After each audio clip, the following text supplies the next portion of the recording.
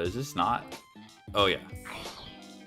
On this island, we want the Pokemon to have Pokemon as much concert. fun as they'd like. We'll do our very best to help you feel as comfortable as possible, so you can make the most of the amenities we offer. Huh? No! I just planted there! Leave it alone, please! Haru, it's all up to you. Make our team proud. Are you okay? Thanks, I'm fine. Kent? Haru? Oh yeah, that guy's totally her ex, no doubt. Moving here helped a lot. Working actually makes me happy, and I can work harder too. Wait, Celio! Come back! Sorry Celio is causing you so much trouble. I know it's a lot. How long have you and Celio known each other, Dan? For about 15 years now. I'm not muted. I just haven't said anything. Looking back, it gave me such good memories and so much happiness. I'm not muted. Fuck. This is really loud. Oh my god. I was wondering how loud that was. I'm so sorry about Any that. obstacle, and our friends always remind us that we're never alone. Okay, I'm sorry for the scuff. Dude, I really liked the first Pokemon Concierge. It was really, really good. Dude, like... Onward to a I think it brand did new capture the sentimentality of being a Pokemon fan. I don't know how to describe it. I was... Don't tell him. I wasn't muted. I just The didn't... creative director at Aardman Animation Studio. Alright, welcome in Bristol, everyone. England. We're just watching Now, at Aardman, we the have Direct, created basically. award-winning stories Or with Pokemon iconic Presents. characters. Now, we have the pleasure of partnering with Pokemon on an exciting new stop-motion animated series. Holy? We'll be putting some very special Pokemon front and center. He's almost as... Oh my As god. a show, Really? And it will be set in a region which is very close. It will give a unique look at the Pokemon world told from the perspective of Pokemon, with a signature Aardman sense of character and comedy and craft. Damn. And I thought now, Aardman Studios was we- bankrupt. They Could not be cooking? more excited to share this That's... sneak No, peek go up of the here. world. So Stop. let's have a look. You know what? I'll just take you off. Dude, Aardman?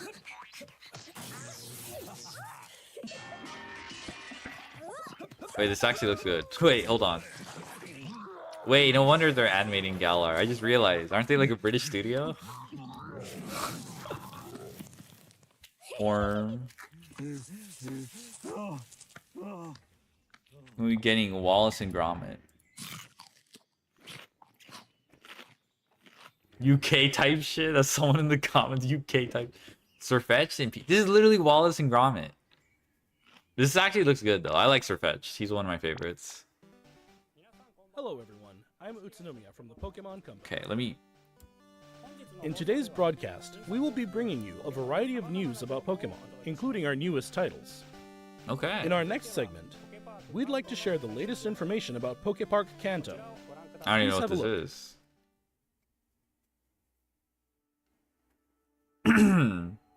It's like amusement park? Pokepark Kanto, the first permanent Oh, outdoor shit, it Pokemon is. attraction, will open soon. Pokepark Gen 10 or Kanto is bust. built You're on gonna be roughly disappointed. 26,000 square meters of land within Japan's Yomiuri Land amusement park. That's cool. Pokemon has grown so much thanks to lots of support from many people.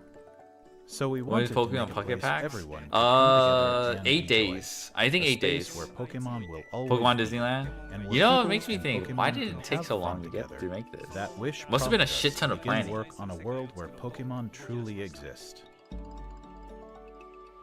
Pokepark Kanto can be broadly divided into two areas. Yeah, dude, it must have taken a long time to plan even like Pokemon the live within the forest. the When you concept. Step inside, you'll find Pokemon playing together in groups. We want to broaden people's idea of how Pokemon live and interact with one another by letting Like, them I've seen, experience the like, world of hospitals, Pokemon in it. A place where like we can 5 tell years visitors, to welcome get to the built, world just like of for construction. Pokemon. Actually, no, that's not As you true. enter, you'll be greeted by the Um, diverse landscape of this rich natural forest where Pokemon reside. I guess the whole There's process would also be an like area 5 where years. Pokemon and trainers gather, the town of your dreams. But I guess like behind the scenes development would probably take like 3. But then there's also internal review too with other agencies. Here, encounters with a variety So I don't know of if they Pokemon have await like you. agencies that they have to that might take like a year and a half or something. Sometimes there's crunch involved with that. I don't know.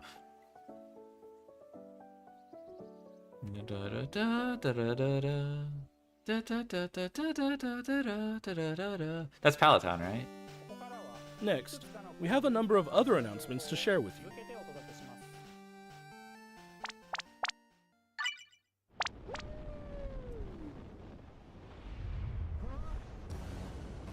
Alright, Pokemon Go.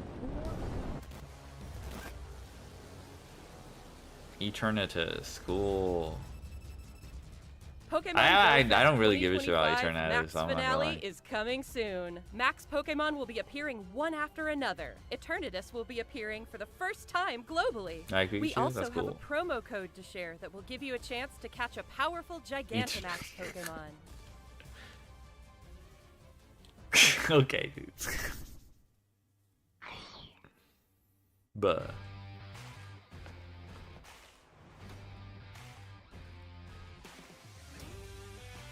this is Masters. I'll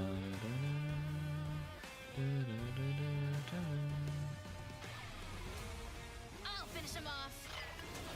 Let's teach him a lesson with our new power. Oh my god, that voice. Not at all what I expect her to sound like, I'm not gonna lie.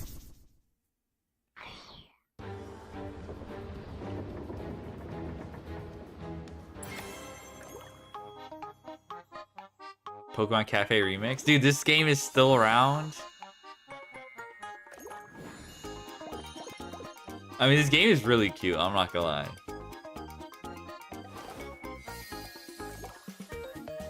Bro, I told you it was Pokemon Masters EX. Hold on.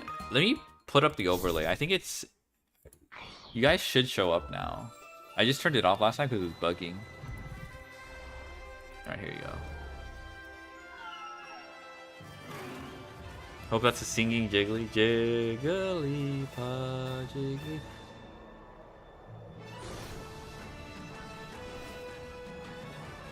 What is this for? Pokemon Go? Amber can't. Pokemon Sleep? Fire Rangers to be Master. What do you mean? That's literally Pokemon Masters. That's why I wasn't surprised.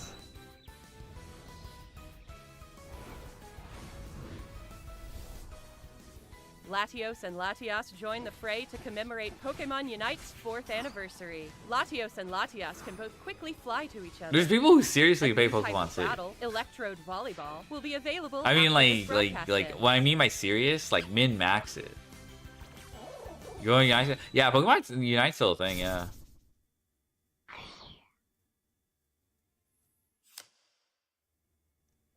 Alright, this is a TCG. That ain't Pocket.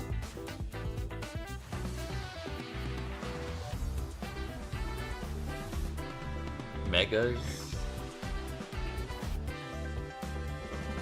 Hey Eduard, how's it going? Should I just make this full screen? I don't really want to see. Alright, so again, sorry for the scuff. I said 8 days please from now. take a look at this video. Unless you're talking about like a commercial. Go to stage 1 with 340 HP. I know. Jump scare a TCG Pocket. Just one line? Oh shit, 99% of people can't finish this. Alright, people are thinking it's gonna be Gen 2. We'll see. We'll see. The hell is this? Pokemon Friends? I'm not here to make friends with Pokemon.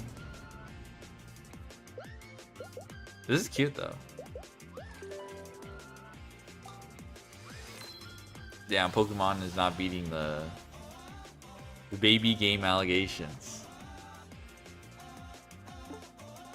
Game for baby. There we go.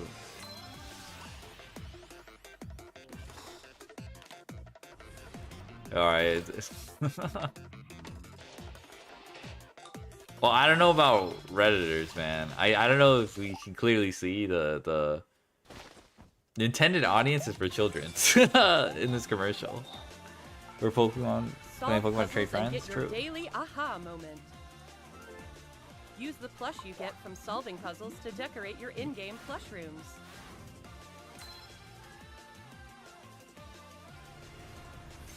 Pokemon Friends. That's cute.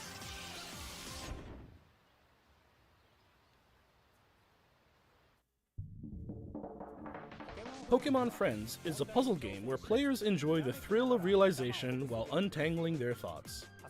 Every day you play is a chance to untangle your next eureka moment. Cool. Pokemon Friends will be available on Nintendo Switch, iOS, and Android after this broadcast. I don't think I'm gonna get it. We hope you download it and give it a try. Can I Dragon and Can I Aqua Angel? Next, That was Ice allow me to Rise share some news about the Pokemon main The Aqua series. Angel effect is whatever. A free update Ice here Rise for the though. Nintendo Switch 2 system is available for the Pokemon Scarlet and Pokemon Violet games. They hope you download it and try it. I know, I'm too mean. When playing on Nintendo Switch 2, you'll be able to enjoy smoother movement I don't care and about even sharper this. graphics. We hope you Oh try my god, I visiting the can kill Paldea Greedent region in on Nintendo 1080p. Switch 2 as well. Wow.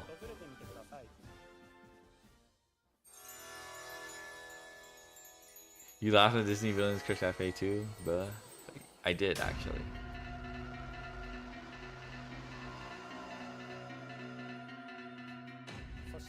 A new Terra Raid battle event series will kick off in Pokemon Scarlet and Pokemon Violet I tomorrow. fell off these. Once I missed one, I stopped doing it with my friend. These Terra Raid battle events will feature Shiny Wochian, Shiny Qianpao, That's cool though. Shiny Tinglu, and Shiny Chiyu. But just winning the Terra Raid battles won't be enough to get these four Pokemon. You'll be able to add each one to your team only after it's been defeated 1 million times. Oh my Everyone god. will have to work together to attain That's the kinda treasures crazy. of Ruin. Didn't you used to do Terra Raids? Pokemon Mass Don? Outbreak events will also be occurring at Yeah, the the shiny. same Yeah, time. the shiny. And that's not all. We're also giving away a tracksuit apparel item, so we hope you continue to enjoy adventuring in the Paldea region. That's cool. Next, allow me to share some information about Pokemon Champions.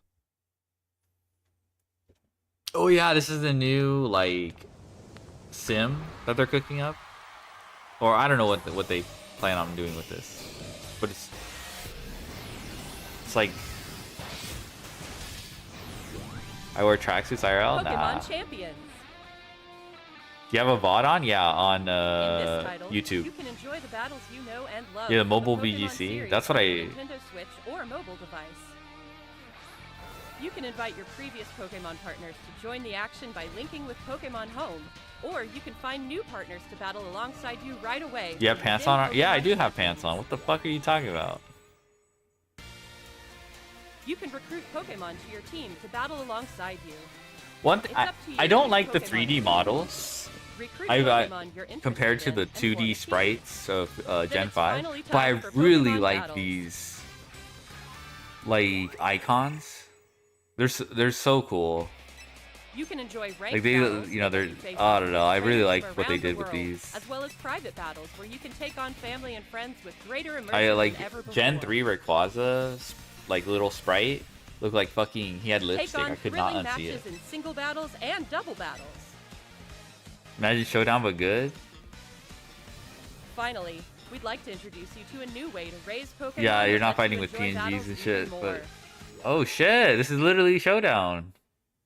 Pokemon Champions offers ways to make raising your Pokemon more flexible and convenient than ever. No way, this is literally is Showdown. Teach your Pokemon moves that interest you. Then train your Pokemon to make the most of them.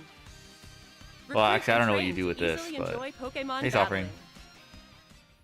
Offering. Bringing Pokemon Well, I mean, it's battle probably to limited. everyone. Like, we'll Pokemon see what other details come out, but so far Plan it's to release starting in to 2026. take, you know, 07 Showdown. They literally just stole everything from Last Showdown, up, bar for we have bar. some news about the rhyme for Pokemon rhyme. Legends ZA game. Well, we'll see. We'll Please see. have a look at this. There's video. got to be some kind of like, is it gacha though? Yeah, we don't know that yet. Or it doesn't even have to be gacha. Like, maybe it's time gated.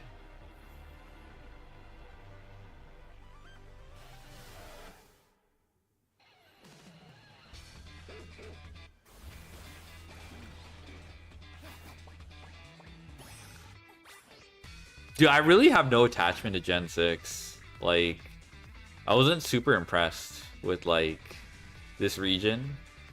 Also, I, like, finished this game in, like, a day. How's the present so far?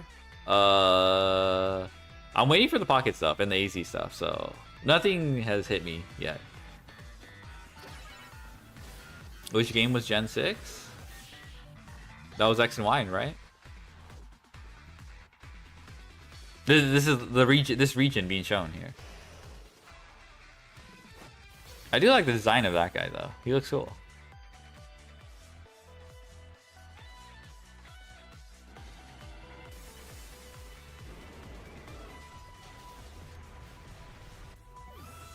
I mean, I didn't spend that much time in Gen 6. Like, so like again, like I just Mega Mawile was cool though. Yo, is that Mega Dragonite? That looks sick. Okay, that was cool.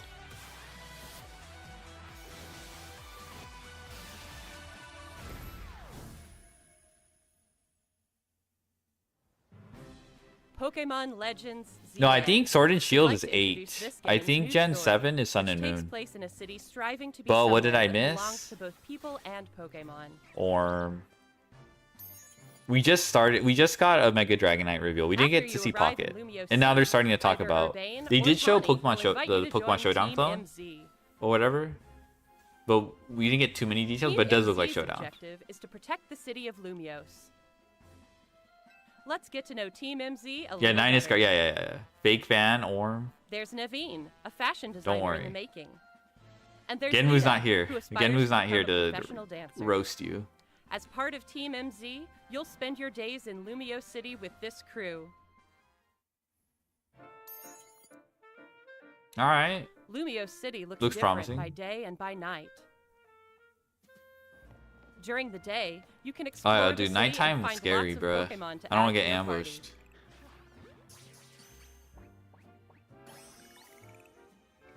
That looks nice. Then, by The UI. night, you can compete in the ZA Royale with the Pokemon you've raised, aiming to climb the ranks. As When we you do the advance ruins in if you ZA want to join. Royale, battles I don't know. against I don't feel powerful like I want to trainers open await. up Sun and Moon. Sorry, Scarlet and Violet. But thanks One for of those the trainers, tag. Corbeau, is the boss of the Rust Syndicate, an organization Dude, operating I really in like that Lumio guy's City. design. It seems like he has some kind of business He- with the members of Team MZ. Blorp.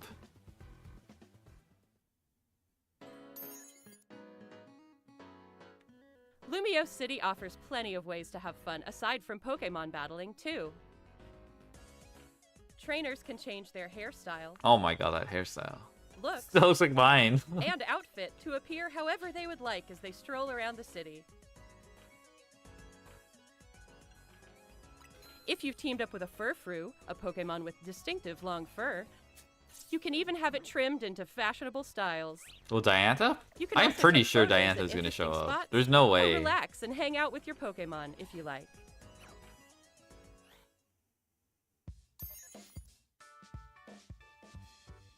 All kinds of encounters await you in Lumio City. Like Emma, this the MF best shows up. detective in Lumiose, will ask you to help with her detective work. You can find people around the city who need a hand and solve their problems.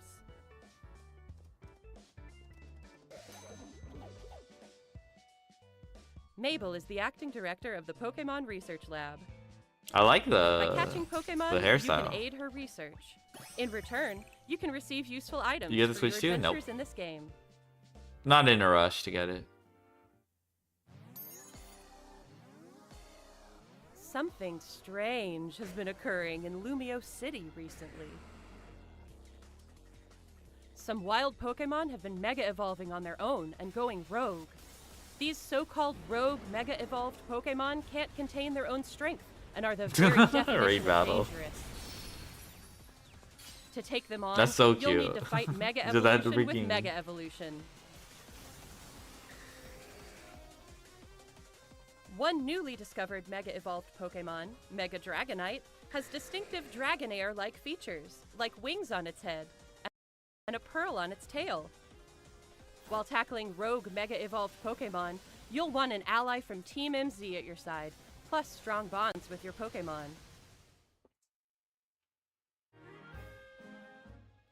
This city holds many stories. Dude, I think Different wishes it's almost done, intertwine, dude. Seeking for people and Pokemon to coexist. Does it keep multi-scale? We'll see. Watch it be Pokemon like some shit Legends skin. ZA, Dude, it's almost done coming this Thursday, broadcast. October 16, 2025.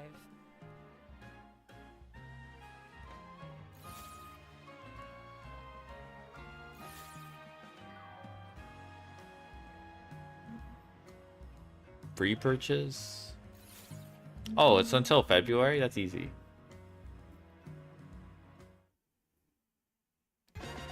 What did you think?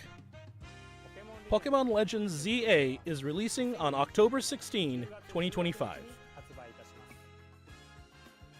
We hope you're looking forward to your new adventures in Lumio City. 2 versions of Mega Evolve like Extra Y?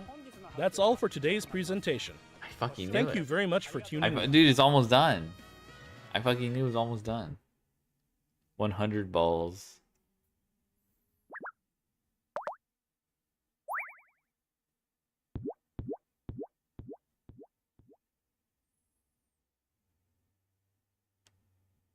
That's it? Yeah, where's Pocket? Bruh. L. Why no voice acting? Are you serious?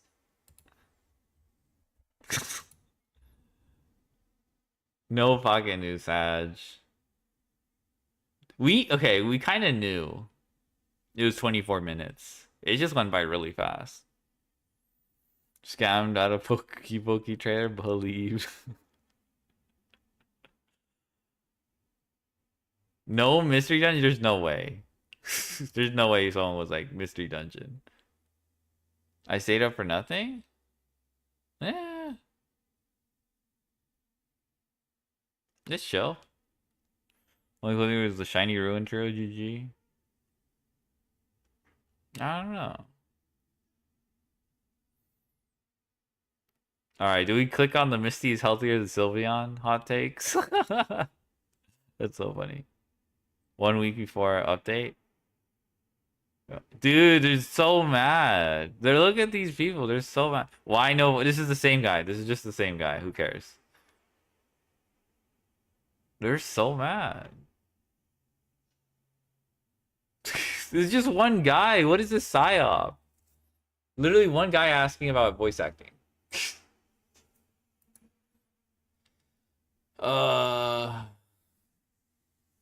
That went by really fast though. I'm kind of excited for Concierge though.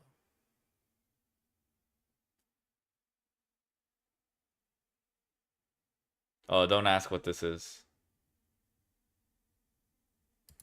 The 2025 Pokemon World Championships coming to Anaheim. Anaheim, California from August 15th Would we to tap 17th. in? We are Why is once there Curry again Buzz there? thrilled Don't to ask. welcome Don't ask why thousands of Curry Buzz trainers from shows around up. the world who will battle across the Pokemon What Scarlet, is that? the Don't Pokemon ask Violet about video Curry games, Buzz. the Pokemon Trading Card Game, Pokemon Go, and Pokemon Unite. Don't ask These questions you don't elite want the trainers answers to. will receive a Okay, we missed this celebratory part. promo card for competing in the Pokemon World Championships. Let's take a first look at this year's special artwork for Paradise I'm Resort. afraid you can go back to now. Joining Pokemon World, we'll see. Is that your bot? That's my bot thumbnail. That's my In bot thumbnail. 2025, we will host Championship Sunday in an arena for the very first time. Those who can prove themselves as the best will earn incredible prizes, including the coveted Wait, this is like Champions line. one person spamming Alongside out. our competitors, This is we just expect more this than crazy L side out. 20,000 Pokemon fans to come celebrate together and enjoy tons of new activities. Each attendee will also receive a special digital code to obtain Toad School for the Pokemon Scarlet and Pokemon Violet video games. During the weekend, fans at home can tune in to the action via our live stream broadcasts available in multiple languages. Some of these streams have special giveaways planned, so we hope you'll join us in cheering our competitors as they strive to achieve the title of World Champion. Thank you for being a part of what makes our global community of Pokemon trainers so special.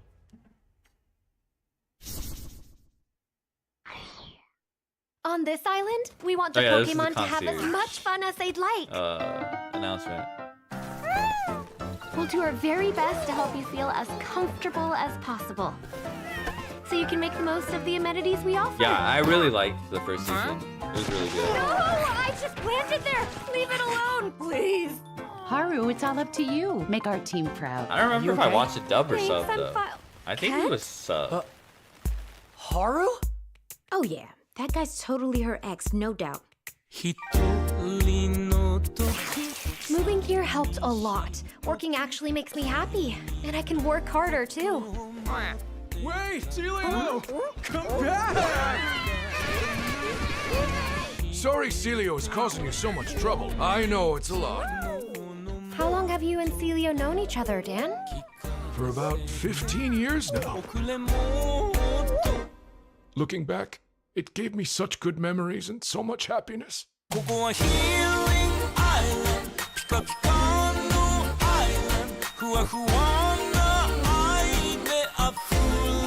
like the felt texture. Wait, was that Wooper like shiny? As long as you never give up, you can Yeah, overcome wait, that any mud chip obstacle. was not felt. And our friends always remind us that we're never alone.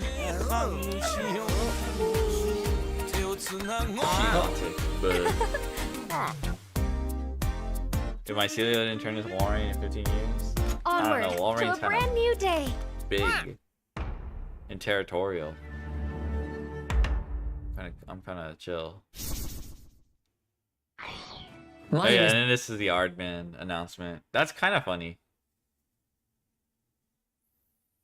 What do?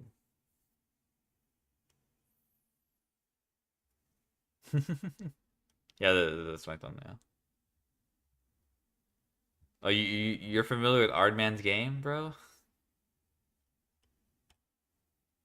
Yeah, they did something like, I think this looks cool. You watch Coraline? Nah. This looks cool. There was like, I don't know, there's some Sirfetch'd in the background.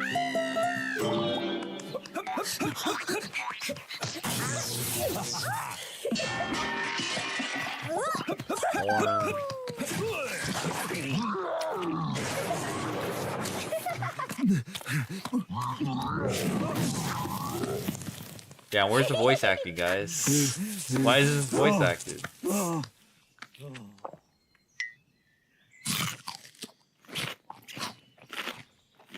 Alright, what else was there? There was the announcement for a Pokemon park. Grand opening for early 2026? Really?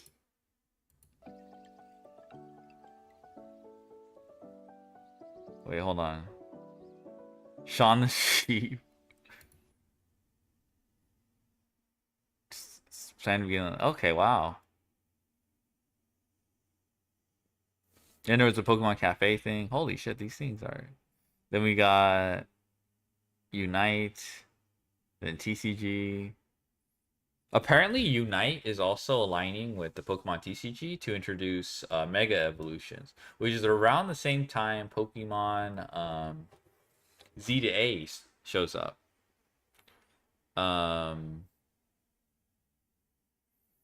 There was the... Okay, this is cool. I don't know if I'm going to tap into this, but we'll Finally, see. we'd like to introduce you to a new way to raise Pokemon that lets you enjoy battles even more. When was the release date for Pokemon Champions Zeta offers A? ways to make raising your Pokemon they even more say release date flexible for and this? convenient than ever. No, just coming 2026. Teach your Pokemon moves that interest you, then train your Pokemon to make the most of them. Recruit and train to easily enjoy Are we Pokemon pulling up to the battling. Poke Park together, chat? Bringing Pokemon battles to everyone. Pokemon seeking for people Alright, Pokemon and Champions looks Pokemon promising. to coexist. That's the last one. Oh. 100 Pokeballs. People and Pokemon That's why you guys were saying 100 coexist. balls. I didn't even see that. Pokemon Legends ZA. Okay, October 16th.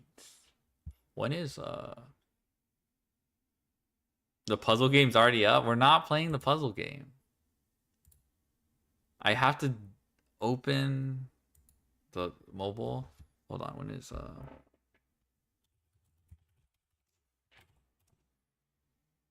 when's this again? Oh, 2025. Orm. Oh, okay, so the weekend before.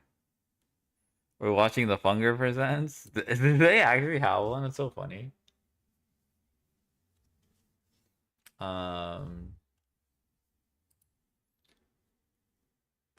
Scared to mess up? No, it's a hassle to shut up. Set up, not shut up. Sorry, I did not mean to say shut up.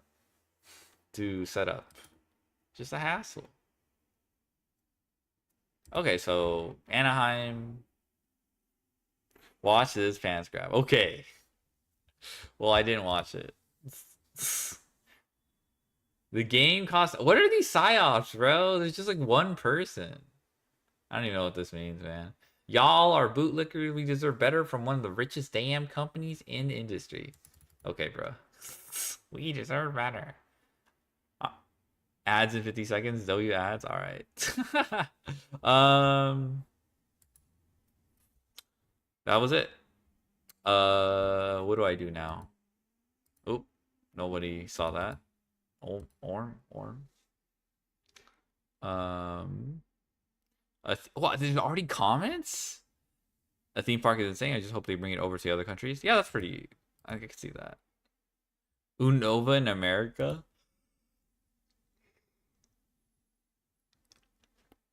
Classic mainline Pokemon games on Nintendo Switch Online to play them officially again. That'd be interesting.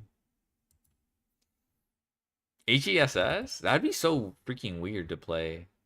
That would be. Doesn't that need 2 screens? I guess you could do that. When they said Poke Park, only to realize a real life one. What do you? Okay, seriously. What are you thinking of? Like, wow, another way to trade Pokemon within the game. Like, how do you get disappointed when they announce a real one? Mega Calyrex? Ew. One mystery dungeon game.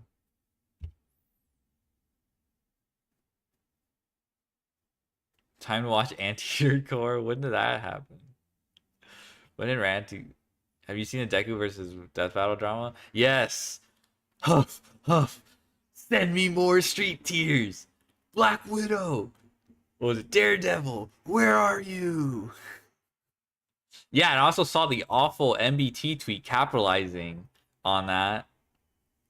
Like, MBT made his own version of it, which was ass. Like, he just replaced everything. Here, let me find it. Let me find it, because I am so disappointed in MBT, but also not surprised. I'm gonna have to go all out. This is Albert Pennyworth. Dude, Albert Pennyworth is shice. What are you talking about? If you're not going plus ultra against Albert Pennyworth, I don't know what you're doing.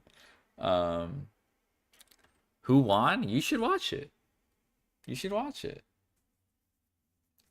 What's it called? The MBT tweet was so bad. Because it's just thing, but you turned it into Yu-Gi-Oh! But you also didn't capture the essence of the original joke. You just literally replace what, like, here, let me see if I can find it. This was really bad. Not good. Yeah, here we go. Doesn't even make sense. It's like, it was like, not nearly enough. You won't escape justice. 1 trillion% plus ultra. It's over, Yummy Cupsy. I guess the joke is these parfaits are getting their ass beat. I don't know. Why Cupsy? Maybe he saw 2 tweets, like a viral Cupsy tweet, and then the Deku. Like, it doesn't even capture the spirit of. Like, this he's gonna steamroll these. That's not what makes it funny. Yeah, it's lobby. Yeah, it's lobby. It's not good. Yeah, it looks like fucking Twitter RP, bro. Deku would never say this to fucking Yummy Cupsy. It's gotta be something like. I don't know, dude. I don't know. It doesn't even work with Sanyan. I don't even know what you do here. This is not good. Yeah, I don't know. This is not good. Guess what? What's up? Does MBT actually watch Death Battle, or is he just piggybacking? What do you think, bro? Literally, did you read this? You think he watched the thing? You think he really watched it? Pass the blunt on my birthday. I'm 21. Congrats. Happy birthday. Yeah, that's exciting. Pass the blunt. Okay. Nah, this blunt is laced. You can't handle this shit. Order them 5 drinks right now. Nah, this blunt is laced. You don't want the type of shit I'm. But yeah, okay. But yeah, the Deku trolling is pretty funny. I just like that original one. Like, it was perfect. It was perfectly like, huh, bring me more street tears. Like the picture they used too, it was cinematic. I didn't have sushi time and unagi. Ooh. All right. Unagi, ikura. Forgot which one's unagi. Is that sea urchin? No, that's not. It's fish. Oh, I did have. It's eel. It's eel. I've had that before. It's pretty good. Eel's good. Eel's very good. Are you drinking for the first time? Yeah, unagi's eel. Yeah. I've had it before. That's why it's familiar. All right, we'll watch some slop. All right, let's watch some slop. Got some. There's no fucking way. Let me look. We've got some slop. Eel. Ew, stinky. Okay. I've got some slop just for you guys. Read it. I get that. You know what? I read it. I have a UK drinking 18 plus, not 21 plus. Oh shit. Our American is showing. Our K Kona is on our sleeves. Here, let me. I got some perfect slop. Hey, Yayo Sakura is streaming the Pokemon Presents. Sorry for your loss, living in the UK. Yeah, dude.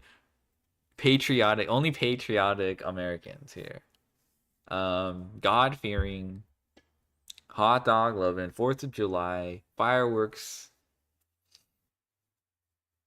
What's it called? Blunder is streaming? Oh yeah, of course he's Blunder. Of course he's streaming.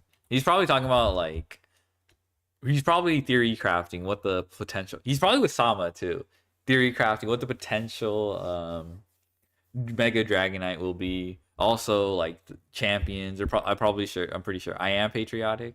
Hell yeah, brother. Yeah, hell yeah. Yeah, there's nothing more American than sneaking Costco hot dogs into the what's called Discount Tuesday showing of Top Gun. You got foil Chandra? Let's go. Let me see. Sorry, I got the perfect slop. Okay, I shouldn't say that. I shouldn't say that. Foiled, staying in ceremony. Let's go. All right. Check this out.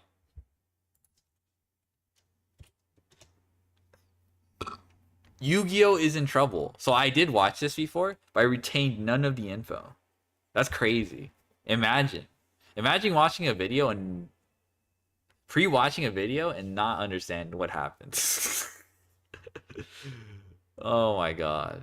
So I already watched the Farfa video. Yu-Gi-Oh might be dying. It's a tough thing to say out loud, but over the last many Not years... stonks. That's right, not stonks. That's how you know. Reggie got dementia, Sag. Yeah, I know. Yu-Gi-Oh might be dying. He didn't even commit. He didn't commit, bro. Half-assed. All right, we need more alarmist propaganda. All right.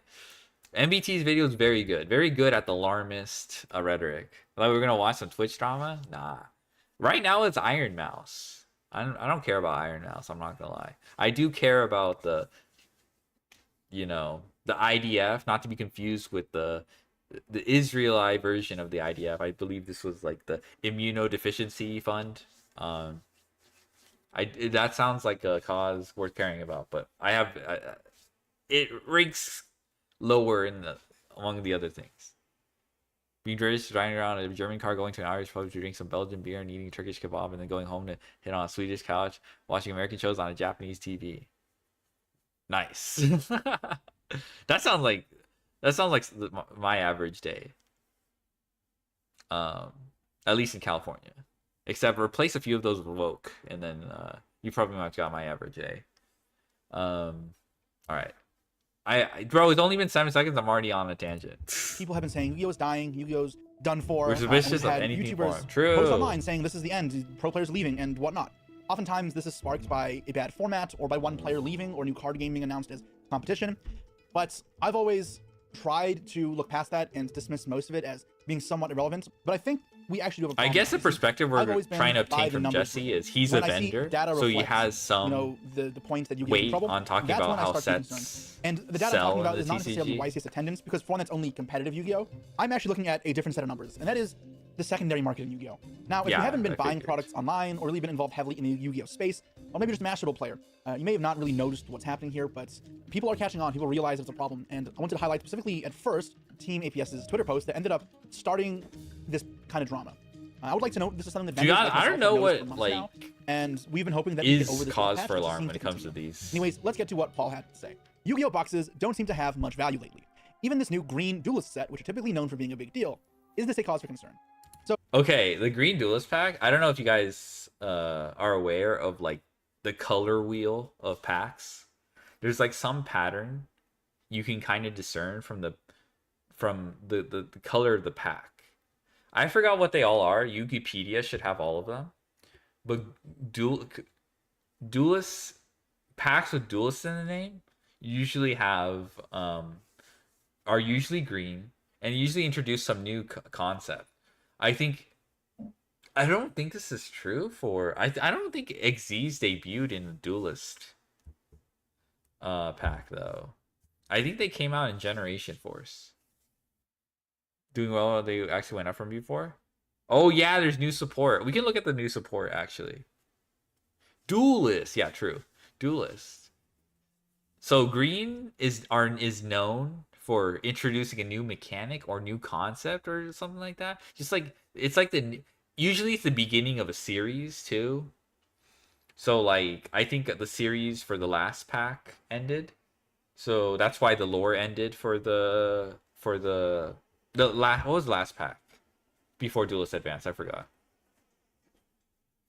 Is yellow the color for trash? No. Honestly, these are like here. You know what? Since you asked, here. Maximum Crisis? I don't remember that doing bad. Wasn't that Zoo? Oh, I don't know. No, I think maybe Zoo was Raging Tempest. I forgot. I don't know. End of White Force lore. Yeah. Then we get Mediasaur. Alliance Insight. Yes. Though these recent series after the anime ended have been doing a different pattern. There's like 10 in a series usually, and 2 of those are cover cards from an anime. So we have 5 anime representation, I believe. And then we have 2 cover cards associated with those. And then when they do some promo in the OCG, they combine the cover cards and stuff. It's a whole thing. Wikipedia pack color wheel. Core booster rainbow. So this is what the green one is. So yeah, it's all organized. We have a bunch of series. Series 9 was longer? I didn't realize Series 9 was longer than Series 8. Okay, so that makes sense. Series 12 ended this. I thought it was... Yeah, so like...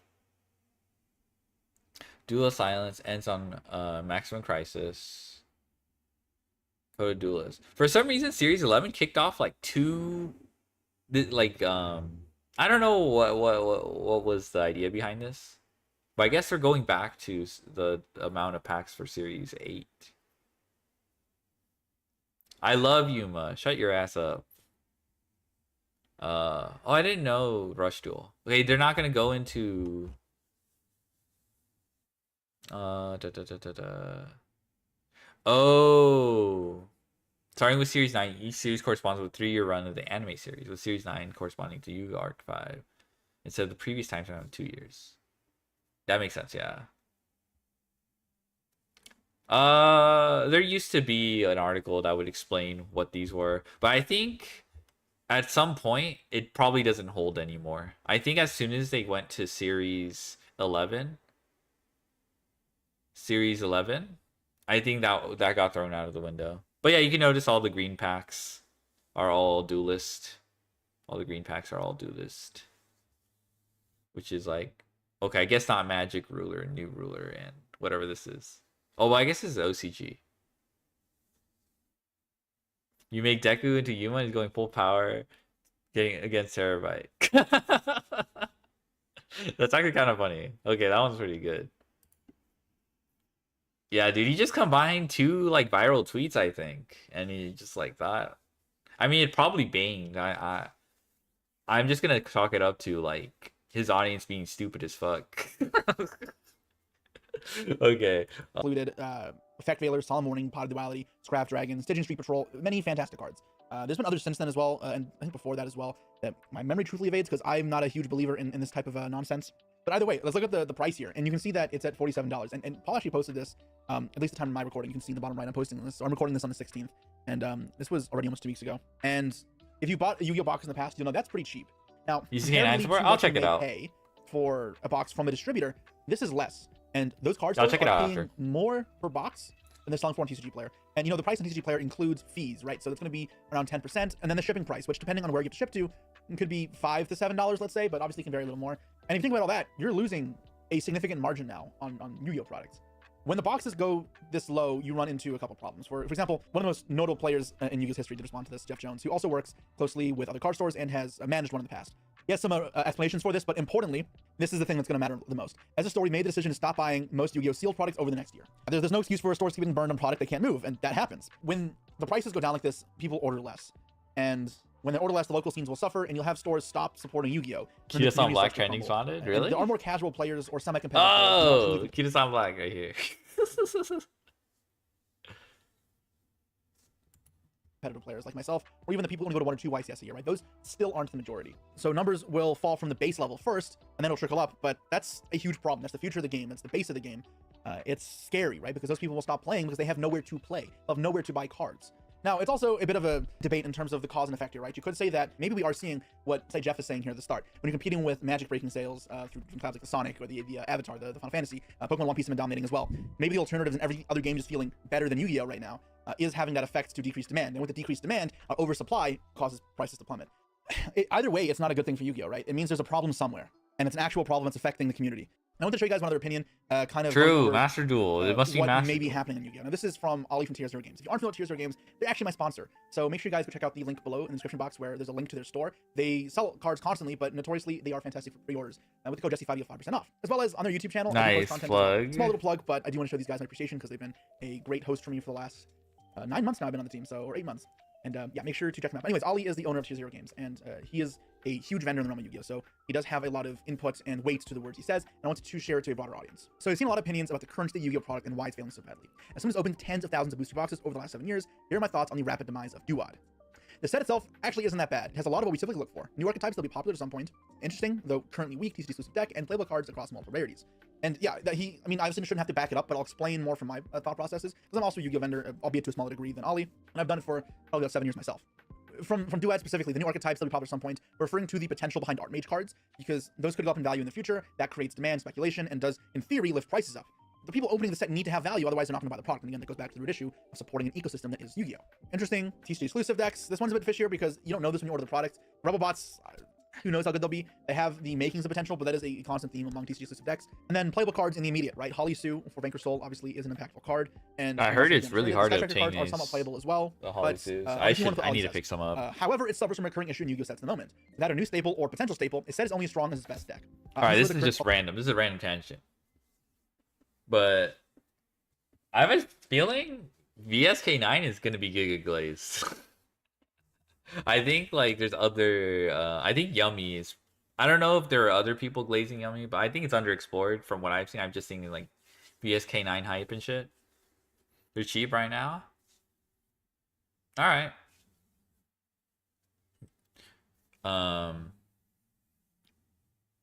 New people have been testing it, is good. That's what I heard. But I haven't heard like hype.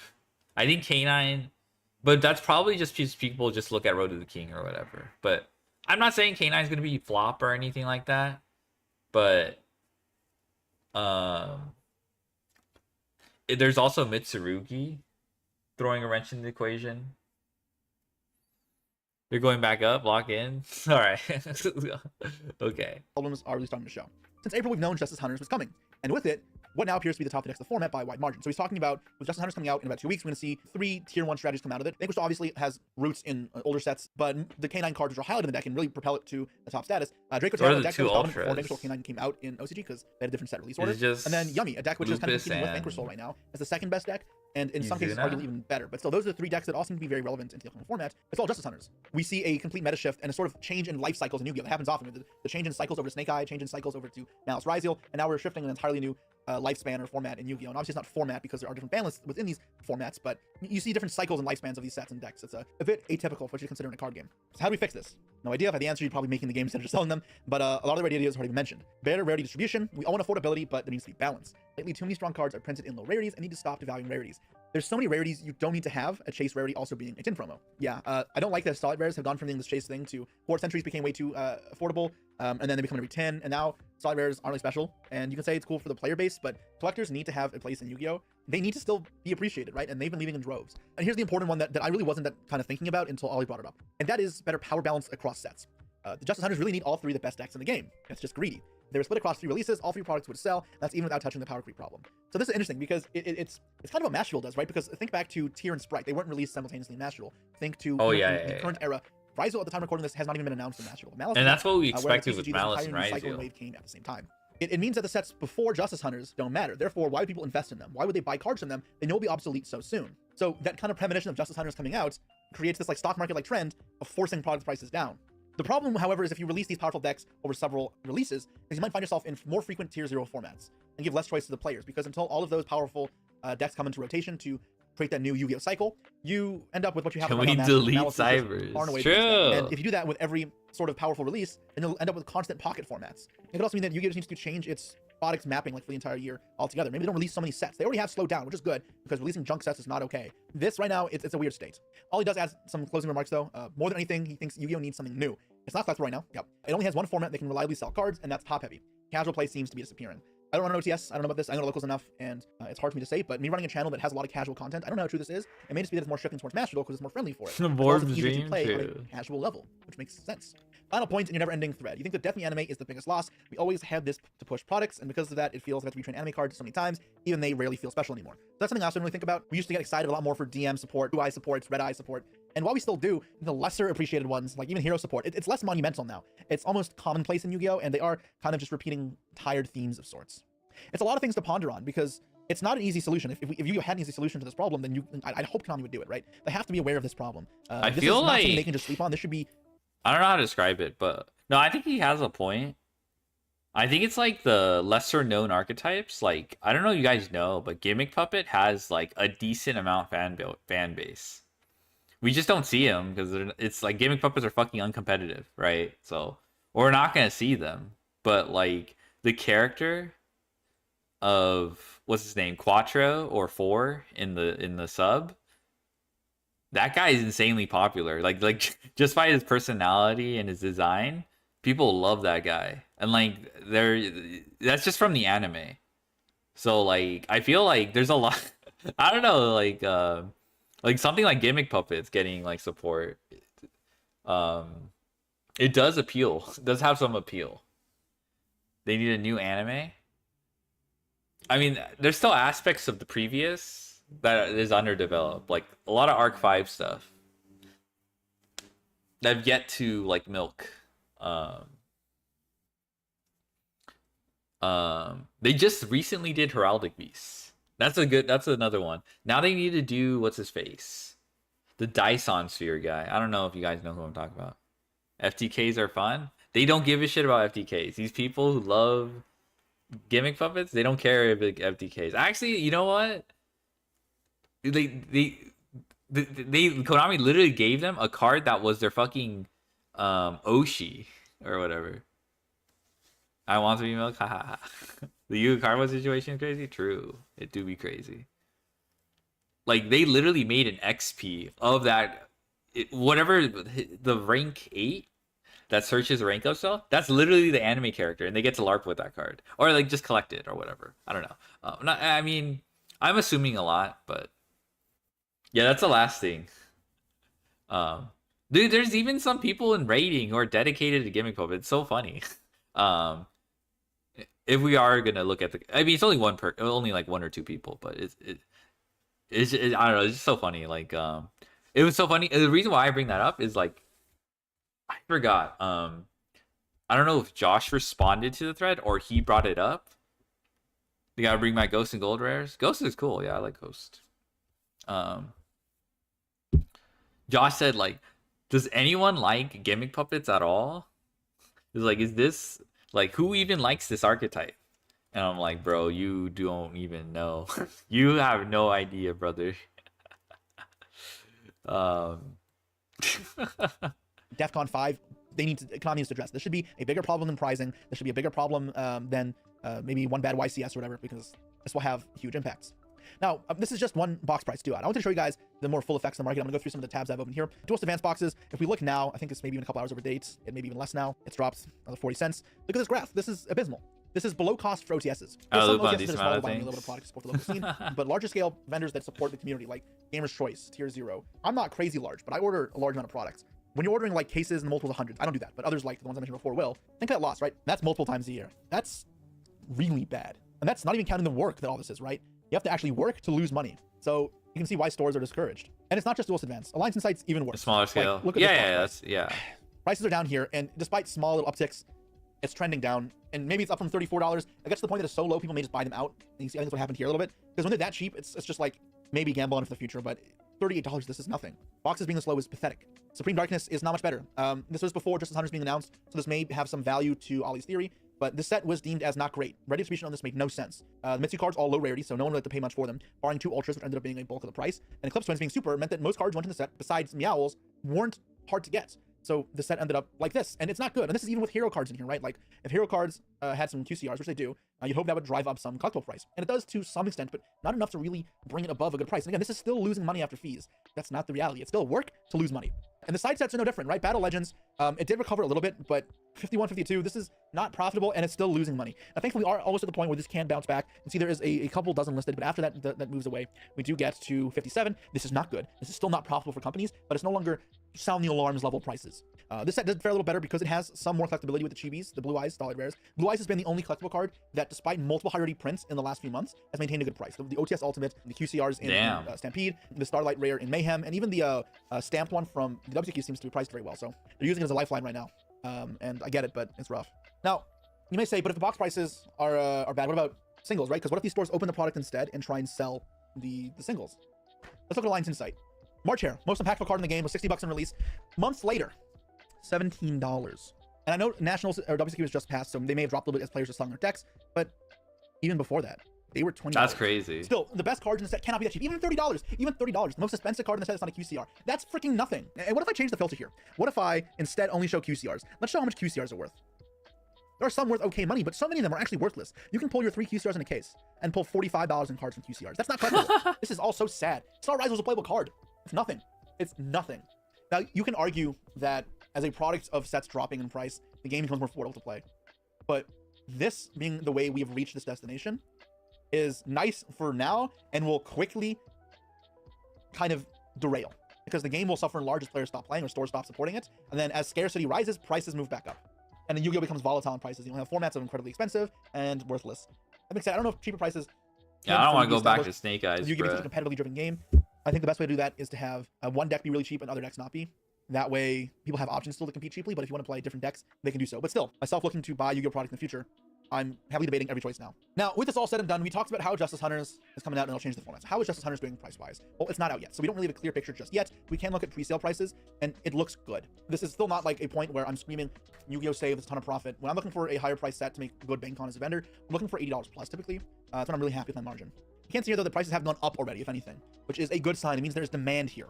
It may give further proof to Ollie's theory, though, that this kind of metric of released sets, with us knowing the future, see, cheap price is a bad problem like this is not a good for thing. vendors. Yes. So like the earlier sets had more accessible cards for players because of the rarity distribution. There wasn't anything for collectors, and so yeah, they're cheaper for new players. It's not new players, but for like, you know, people playing the game. But as a vendor, there's some sets that just don't do as well. And I didn't understand it completely, but it seems like, you know, as people don't open these sets or whatever, as because the boxes don't sell, when those sets become more in demand, but like let's say a year down the road, it's probably going to make the game more expensive because there's barely any supply to meet the demand because people didn't open those boxes. It's like this weird scarcity. So that's my understanding. It's weird. You know, you could be like, oh, fuck vendors and shit. But it's very, very like, I don't think he's saying like the cheap price is a problem, but like right now it's this, I think like what's driving this is people know that Justice Hunters is introducing a bunch of new decks. Like this is probably going to be the best decks in the format. If I think Mitsurugi's probably fine. Hello, Hendo Hondo. They are like NFTs. Okay, I can't talk about NFTs. I don't know how they work, I'll be honest. But real. It's because like there's no point in investing in like the previous sets if like the 3 best decks, whatever, Justice Hunters are coming up. I guess that would be put simply. I'm oversimplifying. But because we know Justice Hunters is really a really good set, the demand is concentrated in that set. So there's less people purchasing the boxes for previous sets. Though I guess I don't know how that I heard Holly Sue is expensive though. And I wonder if with the reveal of the K9 support, people are going to be like, oh shit. Release those Izunas, you know, buy now. Yeah. But this set looks fine, and maybe Yu-Gi-Oh is fine after all. But I'm concerned because this pricing thing is a huge problem. It is all part of, again, this ecosystem that is Yu-Gi-Oh. And its yeah. He's talking about like this ecosystem. So like if you mess with one thing, you're gonna affect a bunch of other things. So it's not as simple as like make everything cheap for the players because then the vendors will probably suffer. But then don't make everything expensive because then players will suffer. Or like there's more things going on. There's like distributors too. Yeah, like there's online vendors versus like, you know, mom and pop card shops. There's more going on, but I guess he's trying to make this like palatable for like a general audience, just so like I'm having trouble wrapping my head around this. Just to put that out there. Oh shit. Bleh. And one thing falters. Can Konami just sell individual cards instead?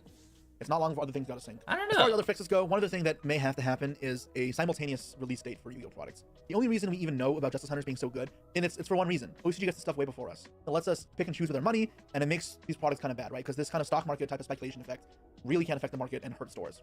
Simultaneous would fix that a fair degree. And for all we know, Yu-Gi-Oh is doing that, right? Again, this is completely off of my own speculation. I have no insight on this. Do not quote me as an official source, please. But think about last core sets, right? Everything's been pushed back. The core set in the summertime used to be posted or published or released in August, but now it's early July. Last time it was mid-July. Think about the Halloween set, this time Doom of Dimensions. It's coming out in September now. We're moving sets closer together, and the time between us and OCG for core sets specifically is closing. I'm hoping this is a sign we're moving towards a simultaneous release. I don't know if the logistics are significantly harder for Konami for that.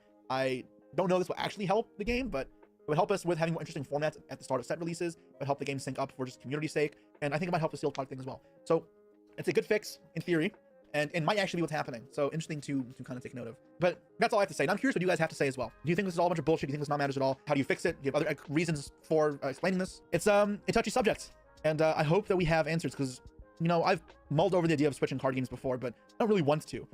And if Yu-Gi-Oh dies, I would not have a choice. So I'd like to see the game stay healthy, and hopefully you guys agree too. But also let me know if you want more stuff videos like this. Yeah, I videos think so. Are hit or miss, because it also depends how topical they are, and they're not always going to be a good discussion to work on. I think when so. there's something important to talk about, I feel like I want to spend the time to express my opinions, because I've played this game for 20 years, and I've also been involved in the community at a deep level through several avenues. I've been a coach. I don't know why I said that first. I've been a competitor in the local level, at the ICS level, at the Worlds level. I've been a vendor for the last 7 years, and I'm a content creator. So I really see almost every aspect of Yu-Gi-Oh! And this one is one that's struggling the most right now. But with that said, guys, till next time, hopefully for many more years to come. We need to talk about Malice. This is the...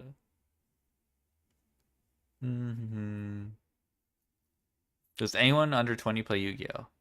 Can't imagine getting into modern Yu-Gi-Oh. I think that's the problem. I think they're trying to like imagine a scenario that's probably not likely. Like, I don't know if playing Yu-Gi-Oh has to be playing. Honestly, dude, I'm pretty sure at this age I wasn't even playing actual Yu-Gi-Oh. I think I was playing in fucking like playground Yu-Gi-Oh still. That's the MD version of the video or the T? It's the MD. This is 100% the MD version. We can check it out if you guys want to see more slop. We can check it out. If it's this the MD version. Hey, I'm lagging. How's it going? Playground Yu-Gi-Oh at 20. I said 10. I said 10. Technically, yeah, exactly. Like, I don't think this is this is not a real scenario. I'm not gonna lie. No, dude. 20 playing Berg. Okay, bro. That's foul. I'm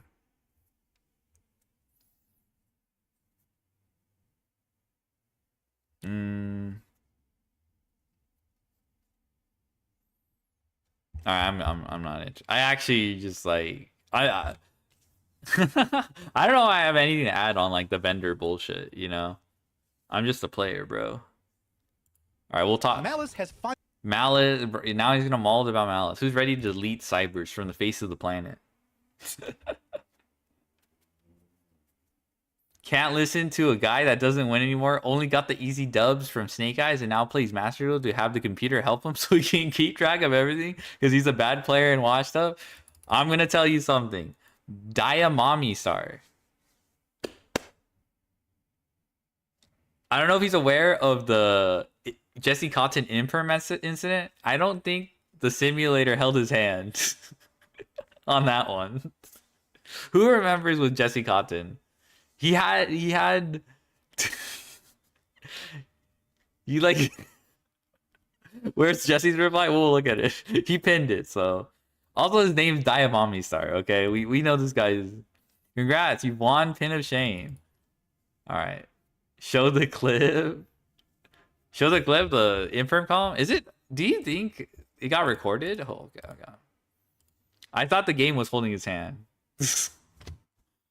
Jesse Cotton Master Duel imperm column. I don't think we're gonna say. Maybe we have to look at the YouTube shorts. Yes. No, fucking Decayed. Oh my god. That's it. I know Jesse didn't clap back. Jesse's in cap back. All right, we're gonna have to watch. Here, Could it be in his hand? Yeah, I got a solution. Raquel. Yeah, the Imperm column. I thought Master Duel was holding his hand. Nah, okay. I mean, this is, you barely see because it's like in vertical format. All right. Yeah, there's a vertical. Okay, you just need to discard the snow. Trust. He ended up winning that game. All right. Okay, we'll see. Okay, we'll see more. I wasn't sure. The Empire column.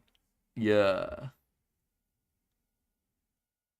Who are you? Dang, he doesn't even need to say anything. We've got the Glazers. I have Malice. Malice so cute. That is one of the Korean players he's like pretty good. RBT. That's literally one of his the title for his deck list. It's Dormouse is cute in caps. Anyway.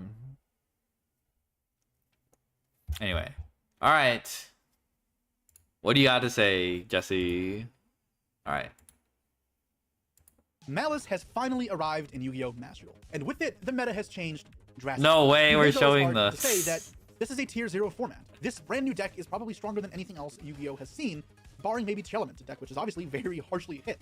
So, what do we do? How do we deal with Oh the shit, new I was tier supposed to 0 check threat out that is Malice? That's what I'm going to discuss today. I'm going to talk about Malice's game plan, its strengths, as well as its weaknesses. So you know how Okay, to we're play just against ignore cards that he already showed in the deck, MDM. as well as Or what whoever cards edited the will be video best showed to go against MDM. Malice. So if you want any hope of surviving this tier 0 format, make sure to watch the rest of the video. Before we begin, if you guys enjoy this different type of video where I break down a meta deck and the different aspects of it, then please make sure to let me know in the comment section below, as well as like and subscribe. No way Malice is tier 0?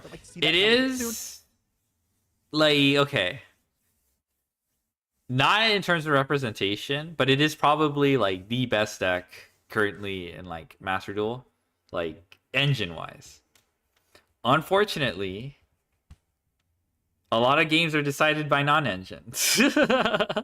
We have a really, really good Silver Bullet that is perfectly mainable, despite being best of one as you know, the prognosticators.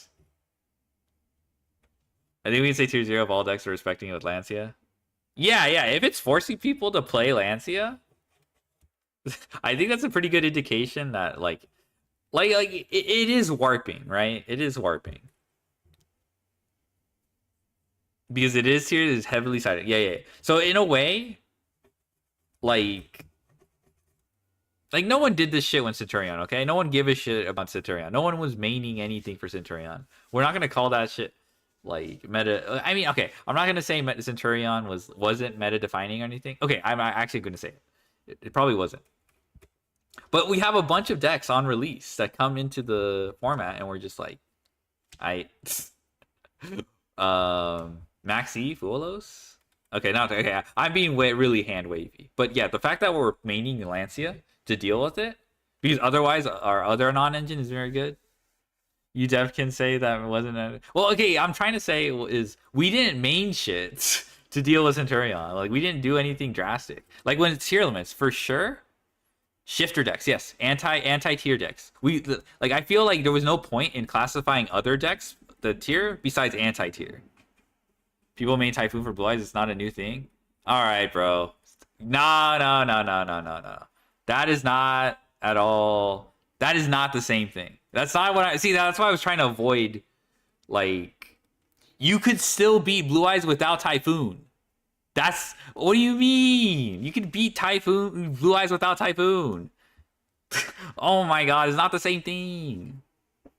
Actually, Typhoon was seen in many deck lists because it could deal. It wasn't even that good versus fucking Blue Eyes. It was good, but it was something yes, you modify your non-engine to deal with the meta, but don't conflate it with like you open this card or you probably at a major disadvantage. Like, I don't think I don't know. I'm playing some, what's it called? I think Lancia is very, very, very... I'm not saying Lancia is a bad card either. It has applications in other matchups. But we're clearly maining that shit just so we have a chance to go second. I don't know. Maybe Gamma's good enough. Nibiru's strong too, but like you're kind of pub stomping people who don't respect it. Jeff doesn't sound like that. Okay, the person I'm getting mad at in my head does. Who was still fine? It's okay. It's okay. It's not bad at all. Anyway, point is, I don't even think anyone is saying like Malice is like tier 0 in that way anyway.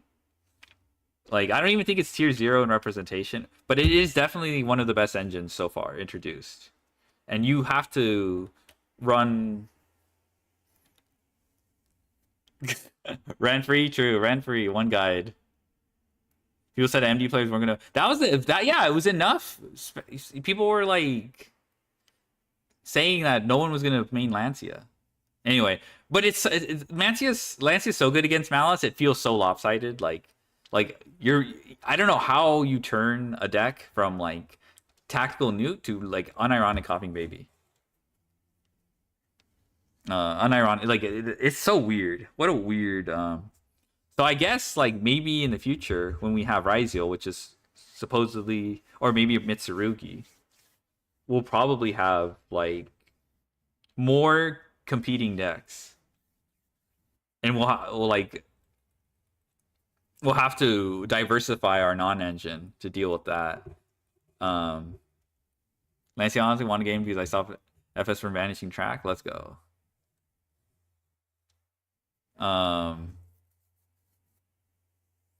With support with wild move, Mitsu will be a Droll format instead of Lancia format. Fuwawa.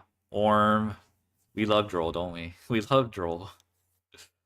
We love him. Please sub and share with friends. But with that said, let's talk about Malice. If you've been living under a rock and don't know about Malice, it's a very notorious deck. It's a deck that I've talked about on the channel before with its impact on the TCG, and one that I've complained about. I've been pretty vocal about not liking this deck in the sense of its health for the game. And you may understand my perspective after we talk about it. Let's do a quick run through what the Malice cards do, just in case you haven't heard of them yet. The theme is a Dark Cybers theme that revolves around link summoning, and the entire aspect of the deck is to banish your own cards, and then when banished, they get extra abilities. You have 4 main deck monsters, all of which are important to the theme. 3 of which, Chessie Cats, White Rabbits, and Dormouse, will all return to the field once per turn when they get banished. March Hare is slightly different. When it gets banished, it does get itself back, but instead of getting itself back to the field, it gets itself back to the hand. Or rather, it gets any Malice card back, but usually it's itself. On top of it, each contain unique effects pertaining to linked monsters, such as Malice gets extra abilities. Okay, I got googed. Earlier today, I did not read the fact that it was basically Pydra. This fucking card almost made me lose the game. Effects just normally to get the combo rolling, all of which matter a lot, and the natural game plan for Malice will involve cycling through all of these names. The other aspect of the monsters is the link monsters, and there are 3 of them. They are fantastic. They contain the same ability that the first 3 Malice main deck monsters do. For 900 life points, when they get banished, they return to the field. As good as that is for link fodder, right? Because not bringing back 1 body here, you're bringing back 3 bodies, which can turn into 4s. They also have an additional ability when returned this way. Some better than others, but all very important. Red Ransom can banish another Malice or any Cybers from the deck, giving you another effect, continuing your chain of events. Whitebinder draws a card. And the effects don't end there, and this is where this deck feels so insane. These monsters also contain 2 other effects each, with Red Ransom giving you the ability to swap attack and defense, as well as on summon, searching any Malice spell card. Whitebinder gives you the ability to banish 3 cards from either graveyard, which is nuts once on summon, but then once per turn also sets any Malice trap from your deck or from your graveyard, so crazy. Meanwhile, Heart's Cryptor lets you banish a card on the field, and its effect can't be negated if it points to something. It's truly quite impactful. And with this deck, so he's just explaining for a general audience. Such a flow of I don't think I have your link to body say count anything. is really high. And the way this kind of works out is that you can end on a lot of different monsters. Cards like Appaloosa, which is insane. Firewall Dragon, or when you're going second, Access Code Talker. On top of the Malice Link monsters themselves, which are fairly good. Remember, Heart's Cryptor itself is a non-target banish effect that can't be negated. Do not think that is bad by any means. That is a premium disruption. And with 7 essentially once per turn effects that return to the field, you generate a ton of link bodies. So it really is all quite easy to execute. Now, before we move on to the actual beating the strategy aspect, there's still one other thing to talk about with this deck. There is a set of 3 trap cards this deck can play, which is currently debated with you can even play all 3, but they all share one thing in common. They can be used to turn their set by banishing a Malice monster that's face up on your field. So this means you can use them immediately, but also trigger banish effects. This also has unique application that anytime you target a Malice monster while a card is set, and it's a fresh set, it means you can dodge anything. That is so hard to read. Holy shit. Easily. This deck also has a field spell that banishes any Malice from your hand, deck, or graveyard, which is not to be underestimated because that is powerful. Now, why is this deck so obscene if you couldn't already tell? Now, part of why this deck is so broken is it has 1-card combos. Like many modern decks, 1 Malice Dormouse does a lot. Dormouse, once per turn, banishes a Malice from the deck. and can then send your combos with the next Malice Monsters effect coming down. And we can see how the one-card combo works in a bit of a second, but one-card combos, really broken. On top of that, the destruction that this deck puts up is fantastic. So there's a few reasons. When you're looking at building a deck in Disruption, there's a few things to keep in mind. Is it removal-based? Is it negation-based? Is it both? If it's both, that's better. If it's going to be removal-based, is it able to remove from play like Banish? Is it Destruction? How do you remove cards from the field? If it's negation, what type of negation is it? Is it negate and destroy? Is it only monsters? Is it only spells? Because those are distinctions that can matter in how to beat a deck. Malice has both forms, this premium in almost both aspects. So let's talk about the more intuitive one, the removal. This deck has Heart's Cryptor, obviously, as well as its Trap NTP. It's another non-target. Use printed card text. Alone, this deck will have access to 2 I think this is Banishing is already outsourced, a like very the high editing level for this. disruption. So I don't is know. an example of that. You get a lot of value from banishing, and non-targeting is of course even better because it gives your opponent less ability to react and interact with your cards. And then on the flip side, with negation, while the Malice deck has no in-engine way of negating cards, there's nothing really locking you from accessing extra deck tools. So you may get locked into Cybers with Splash Mage, but as long as you summon Appaloosa, Bow the Goddess first, you can negate monster effects. And then after Splash Mage is used, or even if you don't have to use it, you can make Terahertz. Terahertz is well known to send a Daysavern to the Dude, grave, it's so crunchy. which will negate the story Now that you so pointed have it out, it negation looks so for crunchy. anything you need. But the disruption is not just premium for that sake. There's other ways to analyze and assess disruption. Does it exist only in the field? What that means is if all the monsters that negates are in play, board breakers like Regeki Lightning Storm could remove them rather simply. No, that was not In Reggie. play, board breakers like Regeki Lightning Storm could That's remove not them rather me. simply. He said Regeki. Because even if there's one spell trap negate, if you have 2 board breakers, you deal with it that way. That's not true for Malice either, because you can leave cards like Heart's Cryptor in the graveyard and then summon it during your opponent's turn by banishing it on your opponent's turn with Malice March Hare, which quick effect banishes a Malice from hand to grave to summon it, which will then trigger the Malice you banished, which is insane. And of course, you can go a step further, right? Because you also have as a disruption with that, your Whitebinder. Because remember, on summon will banish 3 more cards. It can then continue by banishing your Cryptor and hitting 2 cards in your opponent's grave. But it also means Bestials interact the same way, and this deck can replenish resources really fast. Now, say instead, I don't want to commit my back row to Codename for again, having Tenpai. Storm or Feather Duster. Well, you can instead summon the White Rabbit on the opponent's turn, set a trap in the deck. And remember, you can use traps to turn their set by banishing. Really hard to interact. And you can layer disruptions in a way that breakers aren't going to hurt you. And what that means is that even if Malice's number of disruptions isn't maybe as absurd as like some Pendulum FTK deck, it's built in such a way that it is incredibly hard to interact with. And the last thing to look at when trying to see if you can break a field is, can I beat them in a grind game? And this is where Malice thrives as well, and it's also why it does so well into so many other board states. If you kill Malice monsters and they get banished, they return. So you can't use Dimensional Prism, even though I've never used that in modern Yu-Gi-Oh! SP Little Knight's a better example, I guess. But banishing isn't a good solution. So do you destroy them instead? Well, remember, if you destroy them, they have an in-engine way of banishing their own cards from the grave, as well as non-engine like Bestials can act as disruption or extension because they can banish their own cards and push through your destruction. So unless you have these more scarce ways, like bouncing to the hand, ways of removing their bodies, it's not that effective. And it means that in the grind game, even if you clear the field, if they've established those Link 3s in the grave, they get to replenish their field almost instantly. The complete lack of ways to effectively stop this deck, as well as how it feels almost pointless to try and play through it, is why I've not been a fan of this deck in the past. And it feels like even though it looks unimpressive, and you get to play a game, it's a game you can never win. You play behind constantly with almost no hope of winning, and it gives you the illusion of having a chance going second. But that doesn't mean it's invincible. It does have certain weaknesses to it. This deck doesn't really have a ton of extenders. As far as spells go, it does have the Field Spell and Gold Sarcophagus, which would work insane. However, they do not just summon monsters directly, they banish from deck and then trigger their once per turn abilities. So banishing a Dormouse, for example, and using its effect means that effect can't be used later on. So they're not extenders in the same traditional sense of like a quick launch that generates an entirely new body to your combo. It just accesses the body. Was he on fucking Horse Mouse? Yeah, it was some like 60 cards Snow. Bro, it had Snow. Are you surprised? Where it becomes impossible to keep up with Malice, however, is when they start accessing their extra deck. When they summon their Link 3s, that gives them new once per turn effects to revive, as well as more powerful once per turn effects to revive. Your game plan versus Malice should be to prevent the Link 3 monsters from ever hitting the field. Once those hit the field, they generate advantage on summon, they generate advantage for new bodies after being banished, as well as to make the grind game more efficient. I know that may be easier said than done, but once you develop a game plan in mind, an idea of what you're trying to prevent, then it becomes easier to manufacture a turn. Let's take a sample game state. Remember how I said before that the Malice traps can dodge Effect Veiler in a permanent? I haven't faced that on ladder. People are running traditional Malice. I have Effect Veiler in hand. Now, you may wonder that maybe you don't Effect Veiler this Dormouse because they can chain the trap and then they just dodge the Veiler. But the problem with that thinking is this. So say I hold the Veiler. They get to go banish from the deck March Hare. They get to make Link Decoder, powerful Link monster that helps with situations as well. And the March Hare gets back to hand. I should have said that first. Yeah, March Hare's back in hand. They link away the Dormouse for Decoder. Then they use the March Hare in hand to summon itself out, banishing the Dormouse. Dormouse returns. At this point, it's full summons. And this is why this is so gross. Nibiru is unusable here. And this means that you can't prevent via removal your opponent from accessing a Link 3. If this didn't exist, I'd feel a lot more comfortable with this sort of format because you'd have some sort of way of handling this board.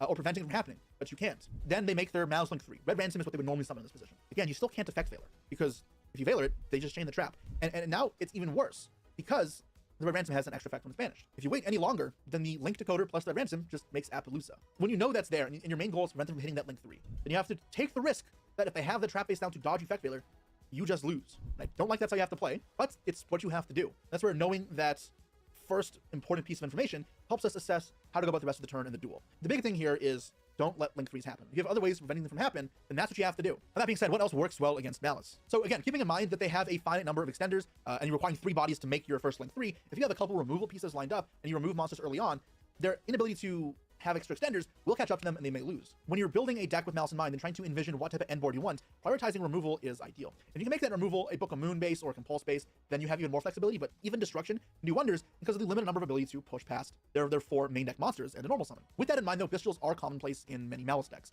and as Malice has a foothold in the meta, I would take a bit of a step back from any deck that is weak to Bestials. When Bestials can access both extenders and on-engine, that's when they thrive. So if your deck isn't completely But is it fun? necessary on What do you mean by engine, fun? Fiendsmith, then I think maybe it's kind of fun to cut it play. for now. I can see why there's Malice defenders Now, coming out of the one other woodwork. very obvious thing that Malice is weak against, and that is How's it different from the Sengen entire plus strategy Nash? hinges on banishing cards. So if you can find ways to prevent cards from being banished, they have There's zero no weakness. negates, And that was a bro. problem I had with it in the TCG as well. Unless I felt you like we were gambling ignore a bit. Disable If Man. had Artaxlantia Apples. post side, the game was over. But by nature of Masterful being a best of one game, it creates this weird dynamic of unless Malice is going to be everywhere in the metagame, you don't want to main deck a card that is typically not so good. But maybe that's what you have to do. So Artifact Lancia, if there's enough Malice, is a card you consider in the main deck. And Lancia is not alone. Other cards that prevent banishing can be used as What's well. interesting Chaos Hunter, is, the common one, can prevent banishing and is good against Malice. However, it can be like stopped the by something people in the like top 10 Cerberus or have, Triple you know, Tactic I Talons. think We've also got Ryan more and traditional Pac floodgates mentioned like that Imperial they're Iron not playing One card Lancia. that you can totally utilize I'm curious Malice if that's to just go first. because It also stops obvious cards like Call by the Grave, Knight. there Maybe entering a state of the game top that 10 forces meta is changes, a Artifact lot becomes a more mainstream metagame. what's called Another classical card defined. that is obviously very good against Malice is Maxi. And I don't know if Voltron that Fool makes Loss. sense. Like, However, you probably it's aren't important going note to that this deck be does not facing auto-lose Malice to some of these mirrors. cards. Maxi is definitely worse, but Voltron Fool Loss has a I was very asking solid if Grass game. Malice fun, So not say just you're the funny. Malice player. I think, What you should do I if you heard, get I Fool Loss think, is accessing a red ransom. With that, you can add the Malice in the mirror, What's which is a called? monster negate. Furthermore, when it's used, we'll banish red ransom from the field. I think So Jesse return was banish having a fun white with rabbit it. from the deck. White rabbit comes back and sets NTP. Essentially, through the Fool Loss, you should give your opponent 1 or 2 draws depending on the position, and you'll be able to set up a monster negate and the NTP banish. And given Malice can play a ton of hand traps and other non-engine, that hopefully is enough to ward your opponent off and still win the game. And remember, given that you have red ransom already in play, whenever it goes back to the graveyard, that's followed for next turn alongside any other banish, a Bestial, a March Hare, or Malice in the Underground. The kind of last thing to remember versus Malice is that every card in their deck that comes back requires them to pay life points. This doesn't mean you should play a burn deck. Sometimes you can get away with burn. But the bigger thing here is that if you get the chance to break their field, you may have the opportunity to deal a lot of damage to them, but not be able to kill them. Sometimes that's okay though, because by putting them low enough, they lose the ability to use their effects to return back to the field. Malice does have a way to gain life points, but just one, and that is Malice GWC. When it revives a Link monster, or a monster in general, and you control a Link, you gain life points equal to the monster's attack that you summon. You can gain about 2,500 or normally 2,300. And that means as long as you can prevent that from happening, you can actually edge out a life points battle and turn that into a resource they don't have access to.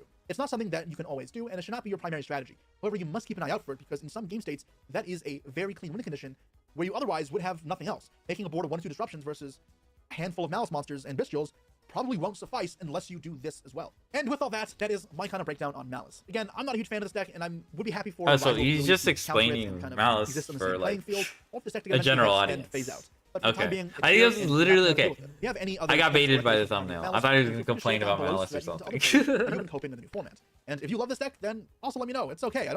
I mean, this is like, he didn't even like mold or anything. Why did this guy even like post this?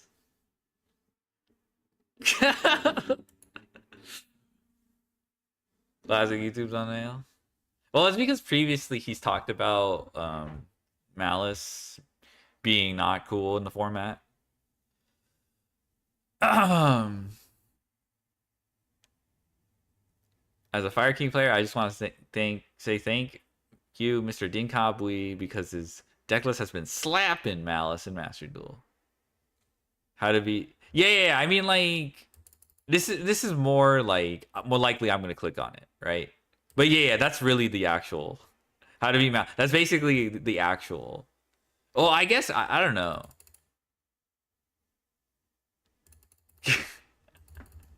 How to beat Malice. Yeah, that's basically what he did. I was like, okay, whatever. This was not slop. This was educational. Come on. Okay. YG organization. Beware the curse of K9. The name is Jax. So I kind of read them earlier before, so but I didn't really like process. Level 5 versus machine? If your opponent has 2 or more cards in hand, you can normal summon this card without tributing. If this card is normal summon, you can special summon one non... Aw, damn. No, I guess it doesn't matter. You just summon the one that searches. the one that searches. There's another one, Lantern, I think. I think Lantern is what you would search. You would summon Jokul, I think, or I forgot. I think it's Jokul.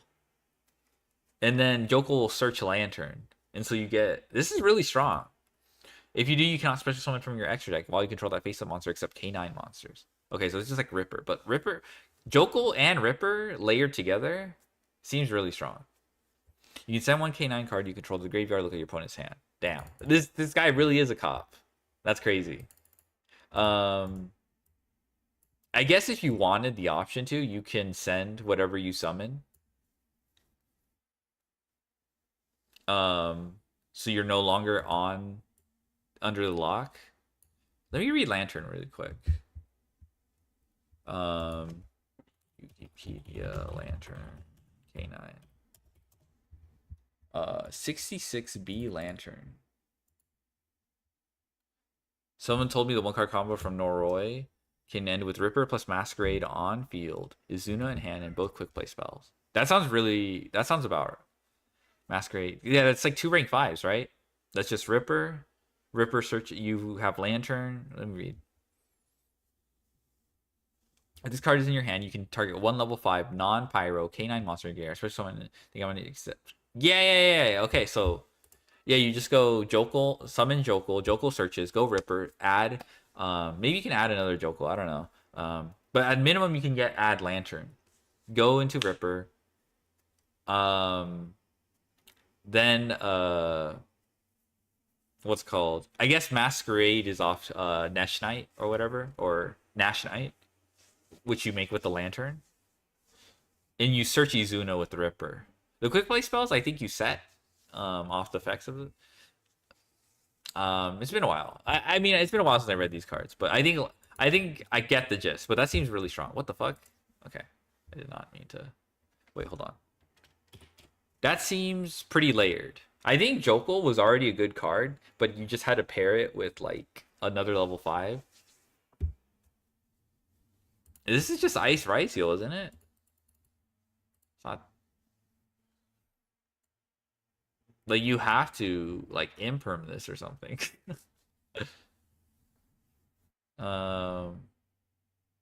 Also, there's no claws. You can control a monster while doing this. All right.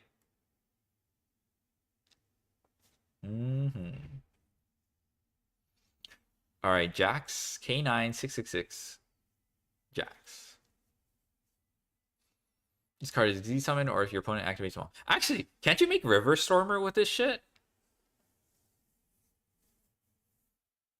Oh, I guess you have to normal summon this.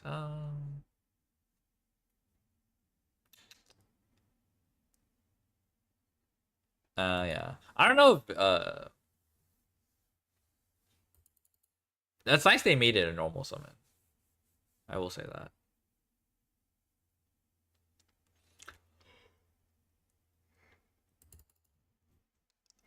This card is easy summon, or if your opponent activates a monster effect in the hand or graveyard, you can attach one material from this card, target one monster on the field, destroy it.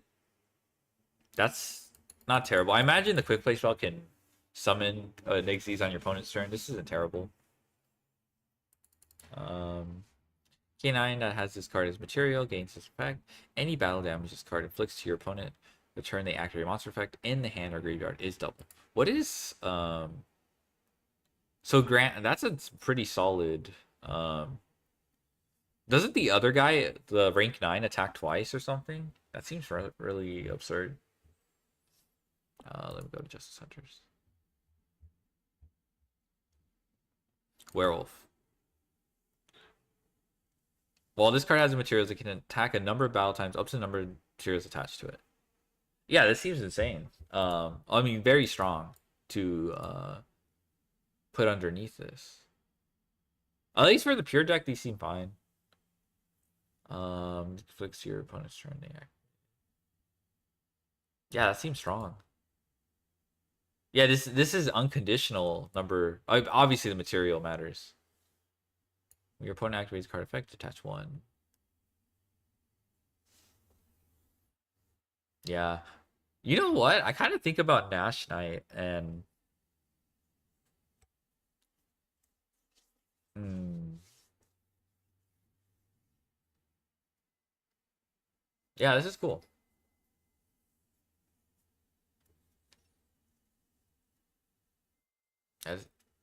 This card's strong. I don't know if you play it in.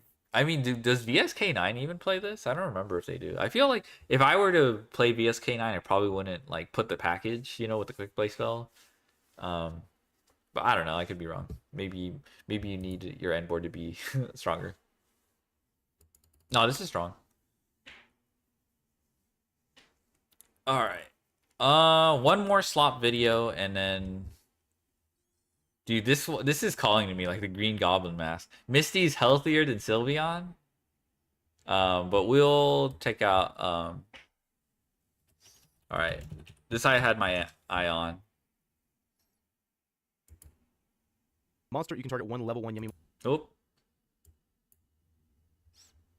All right, Lucas Sacco. I guess this is a Yummy video. Mogu, Yummy. All right, this will be the last one, and then I think I'll take off. I think, yeah, I have very little clue about Yummies.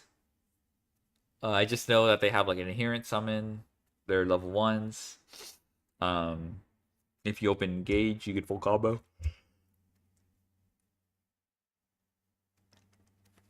I think the link or something. That's your avatar. True, it is. It is indeed. I think Snatchy is like the link, and it can like tag out. The synchros can also tag out, and they can use the link as. Doesn't play Yummy, he's trolling us. How can you not know? I don't know. I'm a fake fan. I've been accused of that, and this time you're right. All right. We'll just check out. Pretty similar to the Malice thing. Though I actually know what I'm getting into this time.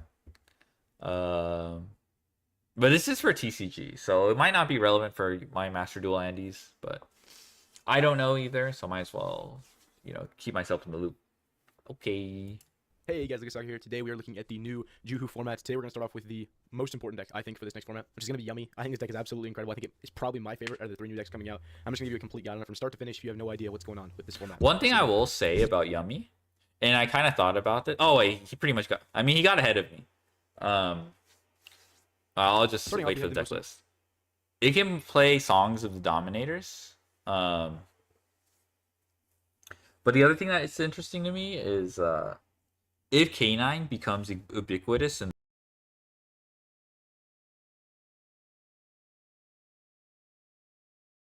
if K9 becomes ubiquitous as an engine in TCG, as like I've heard Jeff Jones say that it might replace like Fiendsmith cards. I don't think it's like a 1-to-1 but it's like that strong to play in any deck. At least Yummy could operate on like being able to main deck these Dominus traps, hand traps. And the engine also doesn't trigger any K9, so like going second. So maybe it's good to learn Yummy as like a response to all the K9 spam. Or maybe you predict that in the next big event that everyone's gonna be on K9 engine. And you could probably queue this in. So I don't know, it's interesting. Like Songs of the Dominator seems very strong in Yummy. But who knows? Like there's always a chance for the deck to evolve. So that's why Yummy has an interest for me. But I actually don't know like what people are. I didn't see much talk about Yummies. So I want to see what Lucas Sacco has to say. Just as it's a starting point. We all start somewhere. But the format hasn't been solved yet. important Yummy main deck monster. This is Cupsy. They're all going to have this similar effect to some of themselves from the hand. It's going to start off with, if you control a Link 1 monster or a level 2 Synchro monster, you can special summon this card from your hand. You can only special summon Cupsy, Yummy once per turn this way. And this is something that all of the main deck Yummy monsters have. There's 3 of them. There's Cupsy, Cookie, and Lollipo. I don't know. They're cool little bubble guys. So besides that, they all have an additional effect that triggers on summon. Cupsy is the most important because it progresses the game state the most. It says if this card is normal or special summon, you can add 1 Yummy card from your deck to your hand except Cupsy Yummy. And they all have this additional effect when they were summoned by the effect of a Synchro monster that kind of changes that first effect. It says, or if this card was special by the effect of a Synchro monster's effect, you can draw 1 card instead. So that's gonna be really good during your opponent's turn. On your turn, you can use it to add more Yummy cards. So you're able to finish comboing, make your board better. But on your opponent's turn, you're actually able to get more resources off of it. So you're gonna be summoning this and drawing a card. Moving on, we have Cookie Yummy. Same starting effect here. If you control a Link 1 monster or a level 2 Synchro monster, you can special this card from your hand. If this card is normal or special summon, you can target 1 face-up monster your opponent controls. It loses 1,000 attack. And that's important because that attack change is permanent. And that's going to come up a lot when you get in the Nibiru and things like that, where they're going to have a monster on their field. Being able to permanently push their guy down and attack points is really helpful for you. Not just because of it like lowering their attack stat, but if you like really look at this deck, it's a lot of small guys. It's kind of like an effect that Sprite had, where all of your guys are really small. So you have to do like a lot of different things in order to get them not easily punched over. You know, like any Bestials or Nibirus or Phantasmas get summoned. Having something that like permanently decreases their attack is going to be really helpful for you. Besides that, its additional effect if it's summoned by the effect of a Synchro monster says you can destroy that monster instead. So that's not only you, yeah. When we are getting like hand trapped and the monster getting summoned, we can like permanently slow. We gotta tap into Yummy. They're not able to destroy our field. We're actually able to just destroy them during our opponent's turn if we summon off a Synchro monster effect, or if we somehow trigger a Synchro monster effect summon during our turn. That's an option as well. Then we have Lollipo Yummy. Same thing here for the summon effect. I'm not even going to read it this time. Here is the on summon effect though. It says if this card is normal or special summon. I think in Master Duel, I think I will try it into deck, or if this card was special by the effect of a Synchro monster, you can banish that card instead. Now honestly, this is the worst out of the 3, but having a graveyard removal is pretty decent. It really just adds to the board's just layering of types of interaction. So in this deck, you're most of the time going to be getting a Book of Moon for 2, a pop. You're going to get an Omni Negate. You're going to get another pop off of the field spell. And you're going to get just like other forms of layered interaction. Those are going to be the main forms you're going to get anyway. It's basically like Book of Moons, pops, banishes. But you're also going to get like additional draws and like Omni Negates from you synchroing. That's it for the main deck Yummy monsters. Some of the additional cards this deck plays as starters is Obedient School. If you look at all these guys here, they're all beasts. And even though Obedient School does lock you into beasts, and that's not necessarily where you exactly want to be for your inboard, you're summoning 3 monsters from the deck, so it doesn't matter. Even if you are ending with all beasts, you kind of make your board during your opponent's turn anyways, so Obedient School is totally fine to play. In fact, it's one of the best starters you can have going into a board.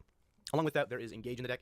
Engage is randomly a 1-card combo for this deck, and I'll get to that later, but it's mainly due to the fact of Hornet Drones. Kind of feels like Malice in the sense that we're using these cards just to create general bodies that we can play with, but in this deck, it actually equals full combo, not just 2/3 of combo. Then there's 3 more cards that we need to cover for this deck. This deck has 2 different field spells. That's promising. It's a little bit weird for a deck to have 2 different field spells because they're going to kind of overlap, but in this deck, it works really well. The first one is Yummy's Mint Minion. These cards have... I heard... Wait, is this the field spell? That summons 3 from deck? Yeah. Obedient Schooled. Yeah, it summons 3 beasts from deck. This card's great. Or we didn't. It locks you to beasts, so it's not like you'll get the crazy sand board. But yeah. At least I think from what I understand, this deck is very normal summon reliant, or like kind of like Sprite, where you need to stick a monster. So a card like Obedient Schooled, from what I understand, it's like really solid to push through removal. It's not super, like, it's not guaranteed, but yeah, this is like worth playing. Just bear with me, I apologize. What the hell? This one is going to be the main card you're going to use in all of your combos. It's also going to be the one that helps you actually put damage on the field, because like we talked about, these guys are pretty small. They do get really big though with this effect here. It says Yummy monsters you control gain 500 attack for each light beast monster on the field. On the field, not just your field, the field. So if you play a mirror match, your little Yummy guys are going to get up to like 5k attack, 6k attack. It's crazy. It's really funny having game states like that, especially when you're like punching over small things and doing like a ton of damage. It's absolutely insane. The other effect of this card says if you control a Link 1 monster, you need like these on board on special summon. Not with Obedient School. I think you have to control no monsters. It says if this card is in your graveyard, you can target 2 Yummy monsters in your graveyard and/or banishment. Place them and this card on the bottom of the deck in any order. This means that you have an infinite grind game. With your you're talking about like their summon effects. It's phenomenal. You have an infinite grind game. I think you only need a level 1 monster. You can easily put one into the graveyard whenever I you forgot. With the other field spell, it says if you synchro summon a light beast synchro monster, you can target 1 card your opponent controls. Yummy cards. Okay, gotcha. Card right here. This is just another layer to your board. And then it gives you some protection as well. It says if a face-up monster you control leaves the field by an opponent's card effect, has to be card effect, can't be by battle, you can special 1 Yummy monster from your deck. If this card is in your graveyard, you can target 2 Yummy monsters in your graveyard and/or banishment. Place them and this card on the bottom of the deck in any order. So that field spell has the same sort of recycling effect. So you can put one over it, use this one, go back into your deck, and then search it again, do the same thing. Kind of just keep circling the field spells to get infinite names back into rotation. And the last spell that we have here is going to be one of the most important ones. It is Yummy. Wait, can I read that again? Keep circling the field spells to get infinite names back into rotation. You target 2 Yummy monsters in your graveyard and/or banishment. Place them and this card. Oh. Okay. And the last spell that we have here is going to be one of the most important ones. It is Yummy It's Surprise. Link 1 or this Synchro 2? Because you do have access to it at any point in time with the Link 1. Surprise is a fantastic card. It's going to be a way to play through interaction. It's going to be a disruption on top of your board, and it's going to be a way that you can kind of free yourself if you do get clogged up on your infinite grind game. We're going to go over all 3 effects of this card because it does have 3 of them for some reason. It says you can activate one of these effects per turn, but you can only use each effect of Yummy Surprise once per turn. So like if you technically have multiple Yummy Surprise, you can activate it, you just can't use the same effect over and over again. starting off, the first one here says target 2 light beast monsters you control and 2 cards your opponent controls, return them to the hand. So it's starting off as a bounce 2. This is also an incredible card to have if you're going second. Your hand is Obedience Schooled. You can start off with Obedience Oh, Schooled. can you like chain? Because it doesn't specify any. Like, can't you chain like one of the synchros or like the link or something like that? Guys, and even though they're negated, you can immediately activate Yummy Surprise, put 2 of them back into your hand, bounce 2 cards your opponent controls. Really hard to interact with that. And then you also get like the 2 cards that you just bounced your hand to like play with and extend. The other effect says special summon 1 Yummy monster from your hand or graveyard, but it cannot attack directly this turn. That does not matter at all. It doesn't negate the effects. You're basically able to just re-access your engine at any point in time or extend even further. And this last effect does come up in like really weird situations where you get clogged up in your own grind game. So return 1 field spell from your face up field or graveyard to the hand. Then you can place 1 Yummy field spell from your hand face up on the field. So really cool thing here. If your field spell somehow gets trapped in the graveyard, you can just activate this. It puts that field spell back in your hand, and then you can choose to optionally activate it.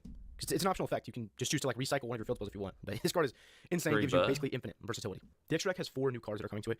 Starting off with the most important one. This is Yummy Snatchy. Crazy name, by the way. It is a Link 1 that requires a level 4 lower light beast monster. So you're going to be making these with pretty much any of your Yummy monsters you want at any point in time. Main thing with this card is that you're going to be summoning him a lot. And we'll go into why you summon him a lot here in a little bit. But it says if this card is special summoned, you can place 1 Yummy field spell from your hand or deck face up on the field. Also, you cannot special summon Link 3 or higher Link monsters for the rest of this turn. Who cares? We do not care if we're locked into Link 3 or higher. If you look at the extra deck here, don't even play any of them. That does not matter whatsoever. Important thing to remember here, this is on Hornet special drones summon, would be not Link useful, so summon, they special don't summon. So if you conflict. summon this during your opponent's turn, you can actually use it to change out your minion into the Crocky, which is going to get you the pop that you get when you synchro summon. So that's an important thing to remember. Don't miss out on the interaction, that disruption. They're eating for basically free. The other effect of Yummy Snatchy says once per chain during the main phase or your opponent's battle phase, quick effect, you can pay 100 life points immediately after this effect resolves. Synchro summon 1 synchro monster using monsters you control as material, including a monster. That is insane. That is not once per turn. That is once per chain. What you're going to be doing with this deck a lot of the time is you're going to be summoning a Yummy Snatchy either from your graveyard or you're already going to have one on your field, and you're going to be just synchroing. You're going to synchro about 4 or 5 times during your opponent's turn. It's just going to equal more and more and more disruptions. And here's the cool thing with these Yummy monsters is they just consistently put more and more bodies on the field, so you're just able to interact further with your opponent. Then we have the synchro monsters. There's 3 different synchro monsters here, and they all have like the names of the main deck monsters, so it's gonna get a little bit confusing. We're gonna start off with Cupsy Yummy Way. Like there's Cupsy Yummy and there's Cupsy Yummy Way. All of the synchro monsters have the same sort of condition with it. It says for this card synchro summon, you can treat 1 level 1 Link 1 monster you control as a level 1 tuner monster. So if you have, let's say, Kagari and a level 1 token because you activated Hornet Drones, summoned Kagari, added it back, activated it again, you get a Link 1 monster and a level 1 monster, you can just synchro those away into a Yummy monster. For some reason, that is just how it works, and it's super cool. I'm glad we're getting something that's a little bit unique. But this is an insane card here. It says that if this card is synchro summoned, you can add 2 Yummy monsters from your deck to your hand, then discard 1 card. All of the Yummy monsters, all the synchro Yummy monsters at least, all have this effect as well. This is when your opponent activates a card or effect, quick effect, you can return this card to the extra deck, special summon up to 2 Yummy monsters from your graveyard. This is how you're going to be getting so many bodies during your opponent's turn, is you're going to keep reviving these Yummy monsters off of the other Yummy monsters. So there's 3 of them, like I talked about. So if you wanted to, you could go Cupsy effect, tag yourself out, summon out the Lollipo and the Cookie from your graveyard, and that gives you 2 more guys that you could then tag out again to have basically 4 level 1 monsters if you wanted to. You can also use that to special summon your Yummy Snatchy from the graveyard, triggering that effect I talked about earlier to put a field spell on the field. Moving on, we have a Lollipo. This one is insane. Even though the main deck one is a little bit bad, the synchro one is insane. Same thing here. This card would be used for synchro summon. You can use a level 1 guy, Link 1 guy, you know what I'm talking about. Same thing the other guys had. And this card, once again, has the same effect to tag out, but its on-summon effect is ridiculous. It says if this card is synchro summon, you can special summon 2 Yummy monsters from your graveyard, but negate their effects. Who cares? This is summoning basically a free synchro monster from your graveyard at any point in time. Because what you're going to do is you're already going to have a Yummy Snatchy on the field. You're going to revive 2 guys that you want to synchro with, and then you can just activate the Yummy Snatchy you already had to go ahead and synchro summon. Do whatever you want to at that point in time. But Lollipo is going to be your main Oh, way, shit. kind of expanding your board to get bigger and bigger. Then we have the last Yummy monster here. This It doesn't is the summon main one you're defense, gonna use to what the break fuck? doors, as well as kind of create disruptions for your opponent. Once again, it has that same sort of condition that you can use a Link 1 monster as a level 1 tuner monster. It's got the same tag out effect as all the other synchros, but this one says that if this card is synchro summon, you can target up to 2 face-up monsters on the field, not just in a certain spot on the field. Change them to face-down defense position. That is insane.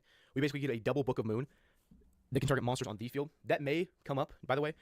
One cool interaction is that if a monster gets negated, and it's like already negated, say I had, I don't know, Baron de Fleur on the field, and somebody activated an impotent impermanence on my Baron de Fleur and it was negated. If for some reason I want to use this Baron de Fleur's effect, even though it's negated here, I can activate its effect to negate something. In the same chain link, if that Baron de Fleur is flipped face down, since it is now face down on the field, any lingering effect that was applying its negation is no longer applying because the monster is now face down. So Baron would then resolve to negate and destroy. Now there are some cute interactions you can actually Let's do. go with the that in this deck Morian specifically. technique. Like if you use an effect to revive From a monster White from the graveyard, Forest. like Lollipo's effect, even though it would negate the monster, usually you could then use it in combination with the Cookie. So if you special summon Cookie from your graveyard, and even though it's going to be negated by the effect of Lollipo, you can activate it. You can target 1 monster your opponent controls to destroy it. If you can somehow synchro in the same chain link to make it all kind of work together, you can go chain link to Cookie effect. You can target 1 of their monsters to put face down. You can also target your own Cookie. When Cookie resolves, it'll be face down, so then the lingering effect will resolve, or won't be like applying to the card anymore, and so the pop actually will go through. I know it's kind of a niche interaction. I probably went too much in detail there. If you guys have any questions or clarification on it, you can leave them in the comment section down below. But that is something that definitely comes up anytime there's like a card that like puts something face down. It's another reason why Book of Eclipse was so good in Rescue Ace and Unchained format. Is because if they impermed or Veilered your Rescue Ace Turbulence on summon, you could just say, okay, that's fine, effect, and then chain Book of Moon or Book of Eclipse, put your Turbulence face down since he's now face down. The effect is going to resolve instead of a bunch of cards from your deck. Now that we've gone over all the unique cards in the deck, let's start looking at some combos. Starting off with the most standard combo, this is going to be Cupsy Yummy here. You can technically combo with any Yummy monster. So all 3 of the normal summons in your deck, all 3 of the Yummy names in your main deck, those are all full combo. Obedient School's full combo, Engage, Hornet Drones, even Prosperity, like they're all going to basically be full combo. This deck can play basically 17 one-card combos, which is insane for a new deck. Usually new decks come out, and the main thing they lack is consistency. That's not going to be the case for this deck here. Let's look at the one-card combo now. We're going to start off by normal summoning Cupsy Yummy. On the summon of Cupsy Yummy, it is going to add Yummy Surprise from our deck to our hand. Then we're going to link off the Cupsy. We're going to make Snatchy, and Snatchy is going to get access to our field spell because it was special. Yo, yours Thank you for the raid. For most of your combos, just because it gets you a free body for extension.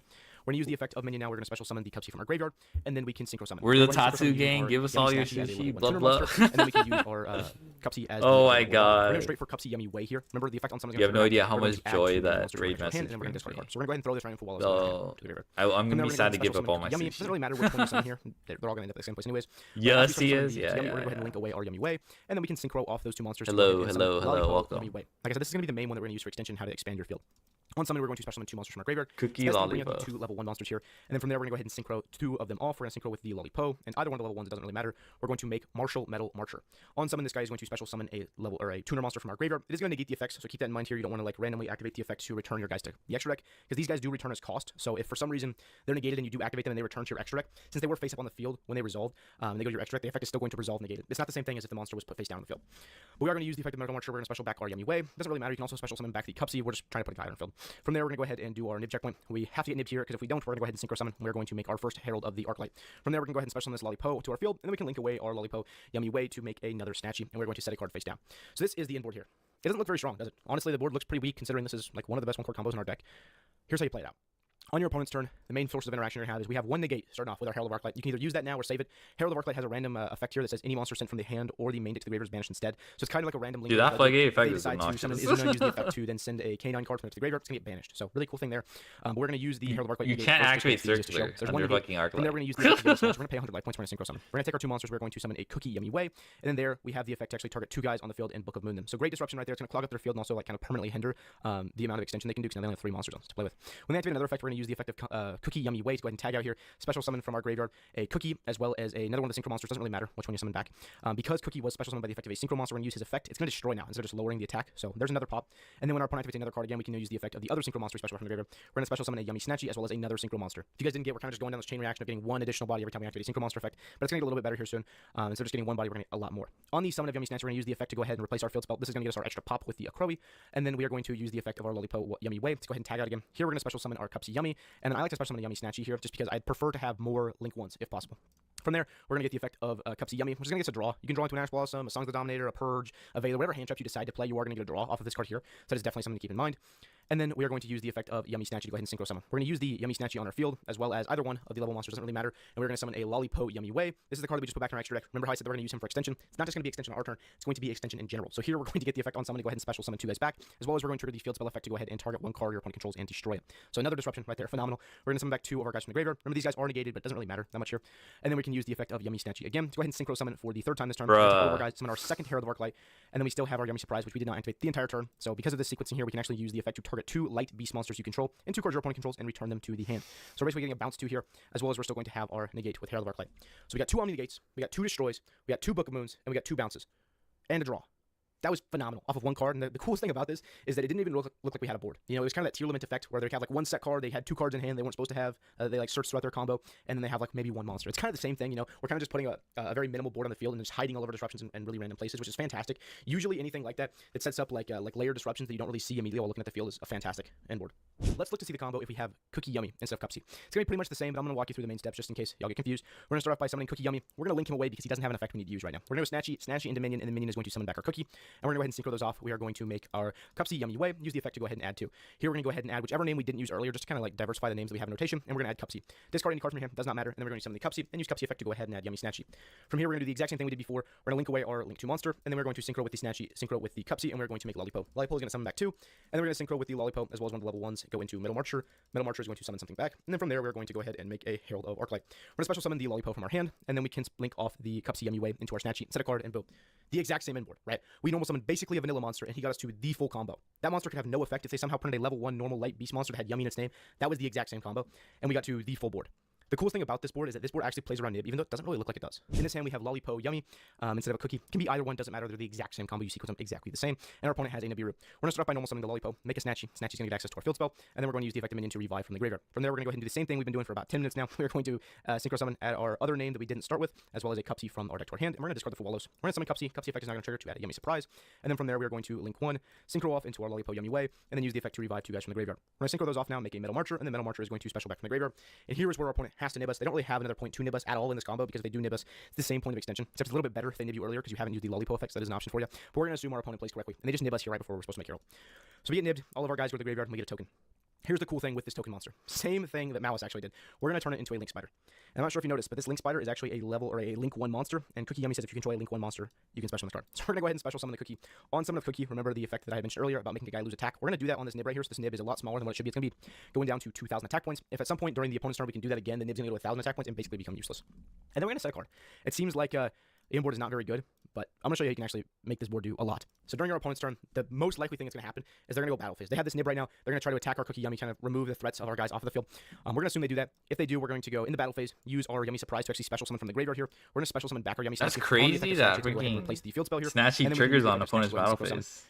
I attach the Link Spider. Usually it's a lot of these like we're going to summon our Cookie Yummy formula Way. synchron. We're actually not going to use the effect of Cookie Yummy Way to Book of Moon the Nibiru. The only exception, I think, all these quick synchros that are like main phase now, our opponent's going to go main restricted. phase 2 and try to play the game, because if they don't play the game, they're going to lose anyway. The only exception I've seen is Chris Go ahead Strong. and tag out and to activate a card effect. We're going to special back our Cookie Yummy as well as our Lollipo Yummy Way from the graveyard on summon. And Punk, and then we're going to the use the quick effect of synchro. Lollipo Yummy Way to go ahead and tag out anytime they use a card or effect. But that's We're actually gonna any summon our phase. Cupsy is going to get Ace a draw, and then from there we can use. They don't print that often. Another Yummy You can Snatchy as synchro well as summon the, during battle Lollipo phase. Yummy Way from the graveyard. In this interaction here, we actually do get the effect of Lollipo Yummy Way to go ahead and either banish something from the graveyard or shuffle into the deck, whatever you'd like to do. And then we can use the effect of Yummy Snatch to go ahead and synchro here. We're now going to make the Cookie, and this time on the summon of the Cookie, we are going to Next use the Pokemon effect got of leaked Moon by Snatch the to kind Italian. of compromise from their combo. Alright, send me the. Then we can use the effect of Yummy Snatch again to go ahead and sync with our whole field and make a Herald. If it's like a video, I'll check it out. But if it's like an article, I don't know. I don't know where I could find that. One of them being an Omnigate, we got a draw. We have a good amount of follow up here. And honestly, this deck is able to do so By much. the Italian YouTube channel. I'm going to have a combo video coming out. You later mean this week kind of like the explaining Italian more of the combos Pokemon for the deck. channel? Let's look at a couple of the other deck options. Some other different options for the deck is actually running this package that I have down here. I'll show this off in the video that's coming up next week about Yummy combos. Unite bids? Okay, I'll check it out. Golden Rat, as well as Mary Melfies. I'll go over these cards later, but if you guys want to order them now, that way you have them, you're more than welcome to. They're like 3 cents. And then Sky Striker Ace Kaina. This is a card that a lot of people in the OCG are starting to play. In their side deck, Kaina? My goat, Kaina? I've said before, she's my favorite Sky Striker. Just art-wise. As you start to reach the end of a duel, life points matter a lot, especially as that timer decreases down. And so having something that gains life Oh, points it's really cool. fucking You're basically gonna time have access to the game, rules. like anytime you have Engage or you have Hornet Drones.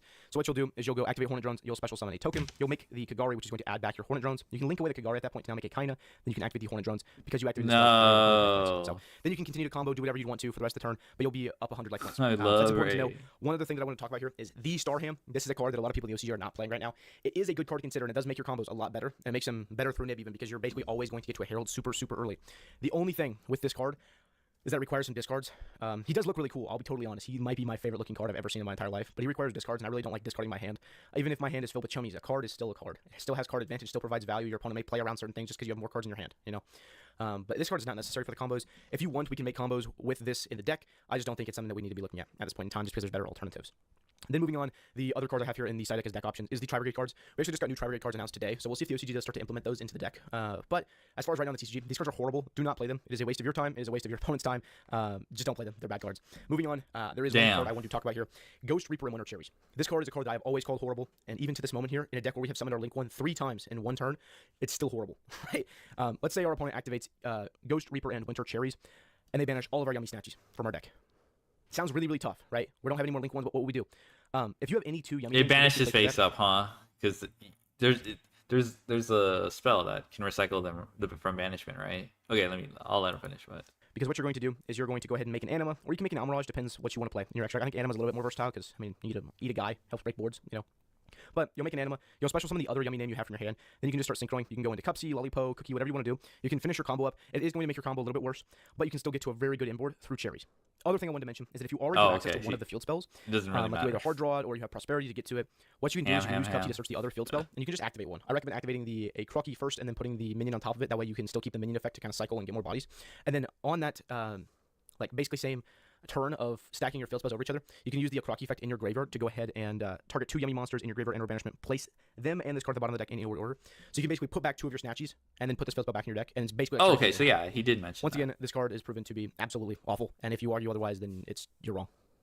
Well, to be fair, anyways, you might catch people off guard with it, but yeah, I imagine the top tables will be like, they'll laugh at you. They'll laugh at you for activating Ghost Reaper. I appreciate you guys watching the video. If you had any more questions about this deck or you want to see more things about it, let me know. Put them in the comment section down below. And if you guys would not mind commenting, and subscribing, I'd appreciate it. Linkery believe. All right, so that was cool.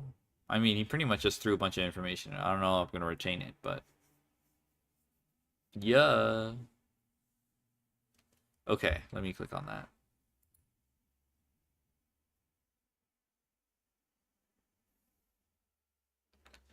Ho-Oh and Lugia packs.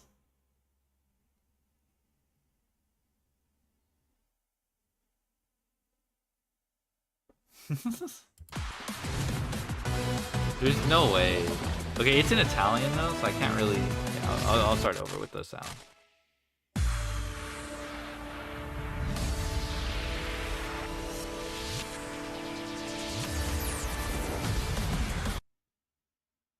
The Cielo, and I don't know what Via means, but it looks like sky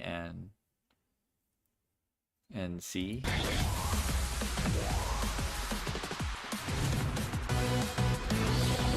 Is this real? Potentially. What is this? Let me see that. Oh, guy. Apparently got leaked. Uh-oh. What the fuck?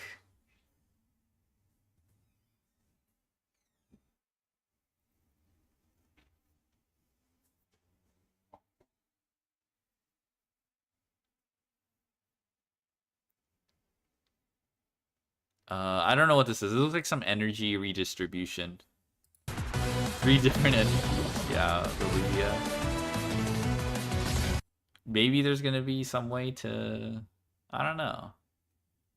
And it's normal? Yeah, I'm not sure.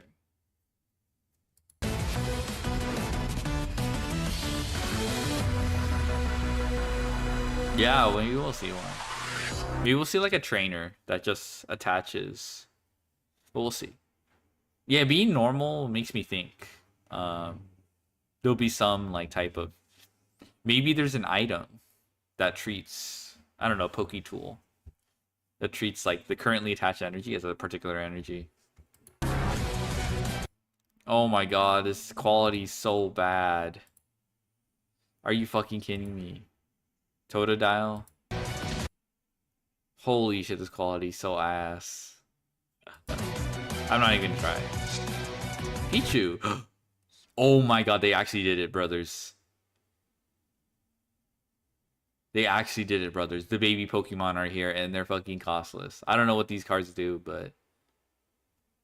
they're gonna have some kind of impact. They're gonna have some... There's gonna be one that's usable. I thought the babies were later, too. They lied to us. 30 HP. Okay, that explains a lot. I don't know who this is. Smoochum? I don't know. Oh, all I had to do was... This is... Ho-Oh Ramps Lugia? Oh, really? Interesting. Alright, this will be interesting. I don't know what these cards do, but... These gotta be splashable. Oh my god, Shiny Gyarados. Is this like a new one? This looks new. This doesn't look like just a regular shiny of the original, is it? I don't think so. Umbreon and Espeon EX. Everyone was waiting for these.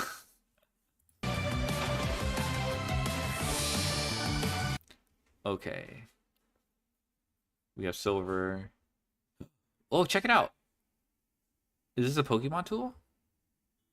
This seems to modify energy. I don't know. I'm speculating. No, this is a tool. This is an item. Okay, never mind. We'll see.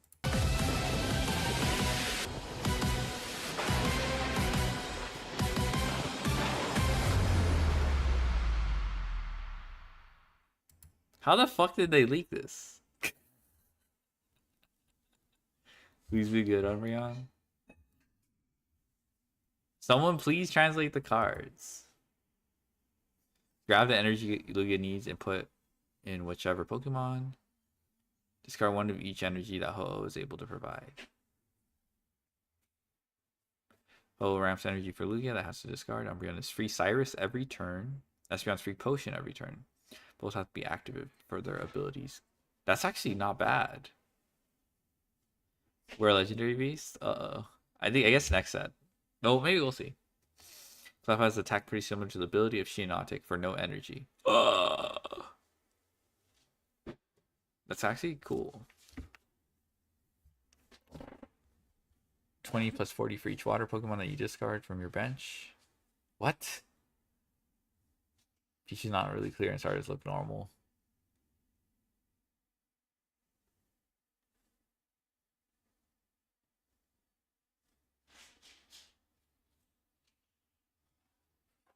That's interesting. It looks non-specific. Oh.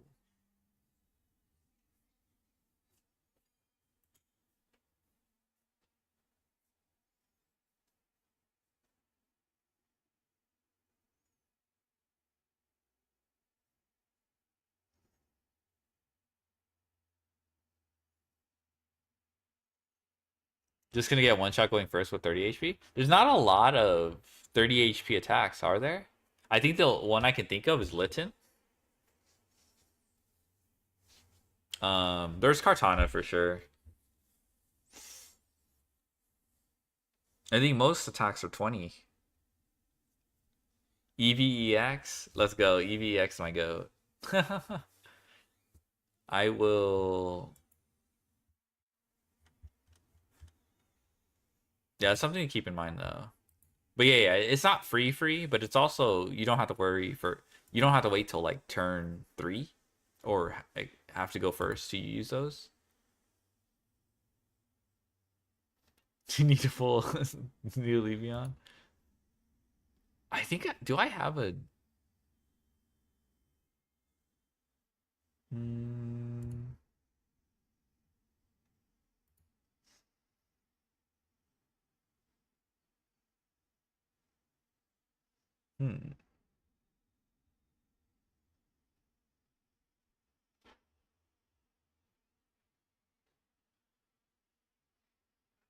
Can I do so that Ray can play pocket?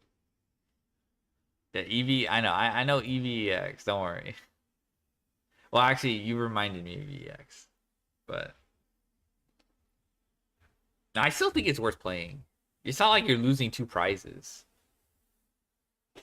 What's the retreat cost, actually? I don't know if it shows about the retreat cost.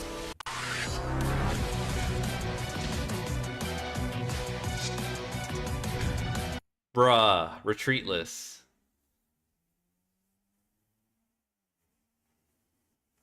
It was free retreat? That's crazy. That's not bad. Alright. That was a good pin to the stream. I think I need to... That's kind of nice. I'm not gonna lie, guys. I imagine we could get a Clefairy that evolves on top of this. So maybe you don't have to worry about the one shot. But going first, it's getting cooked. Actually, yeah, going first, this is dying. No, you're right. You're right. It is dying. Because like you go first, you set it up, your opponent gets attacked, then you activate this card, and then it just fucking dies. Our Clefairy's good. I don't think we have a Clefairy that evolves on top of this yet. So it'll probably be the specific Clefairy that comes in the set.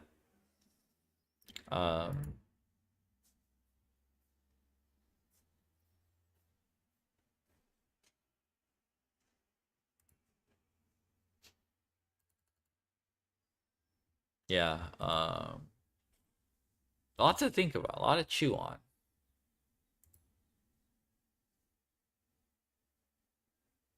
Let's see. Does it make sense we're basically on top of this? Yeah, at least that's my thing.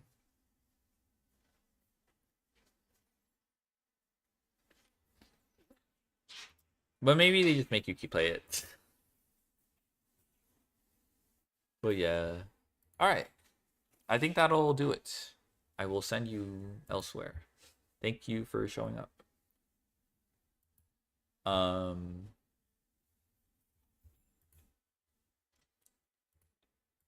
I will probably go to the gym after this. Alright. Where's Switch? Like, you can evolve with Clefairy but it gets more HP or something like that. Oh, I see. Alright, 07. Alright, thanks for dropping by. This was nice. We got scammed out of the Pokemon the Pocket trailer, but somehow the Italian Pocket channel scammed themselves out. We get Clefairy? Yeah, we get Clefairy. Very funny, very funny. Orm. Who do we send you to? Let's send you to Soph. He's playing Uma Musume though. Alrighty. Yeah, thanks for joining me. The presents was nice. Not too much information. I mean, it was only 24 minutes and they fit like, but they managed to squeeze in like 5 billion ads. Forcing, yeah, it's time horse. Bakushin, Goal Ship, Golshi. Alright, bye-bye. Let's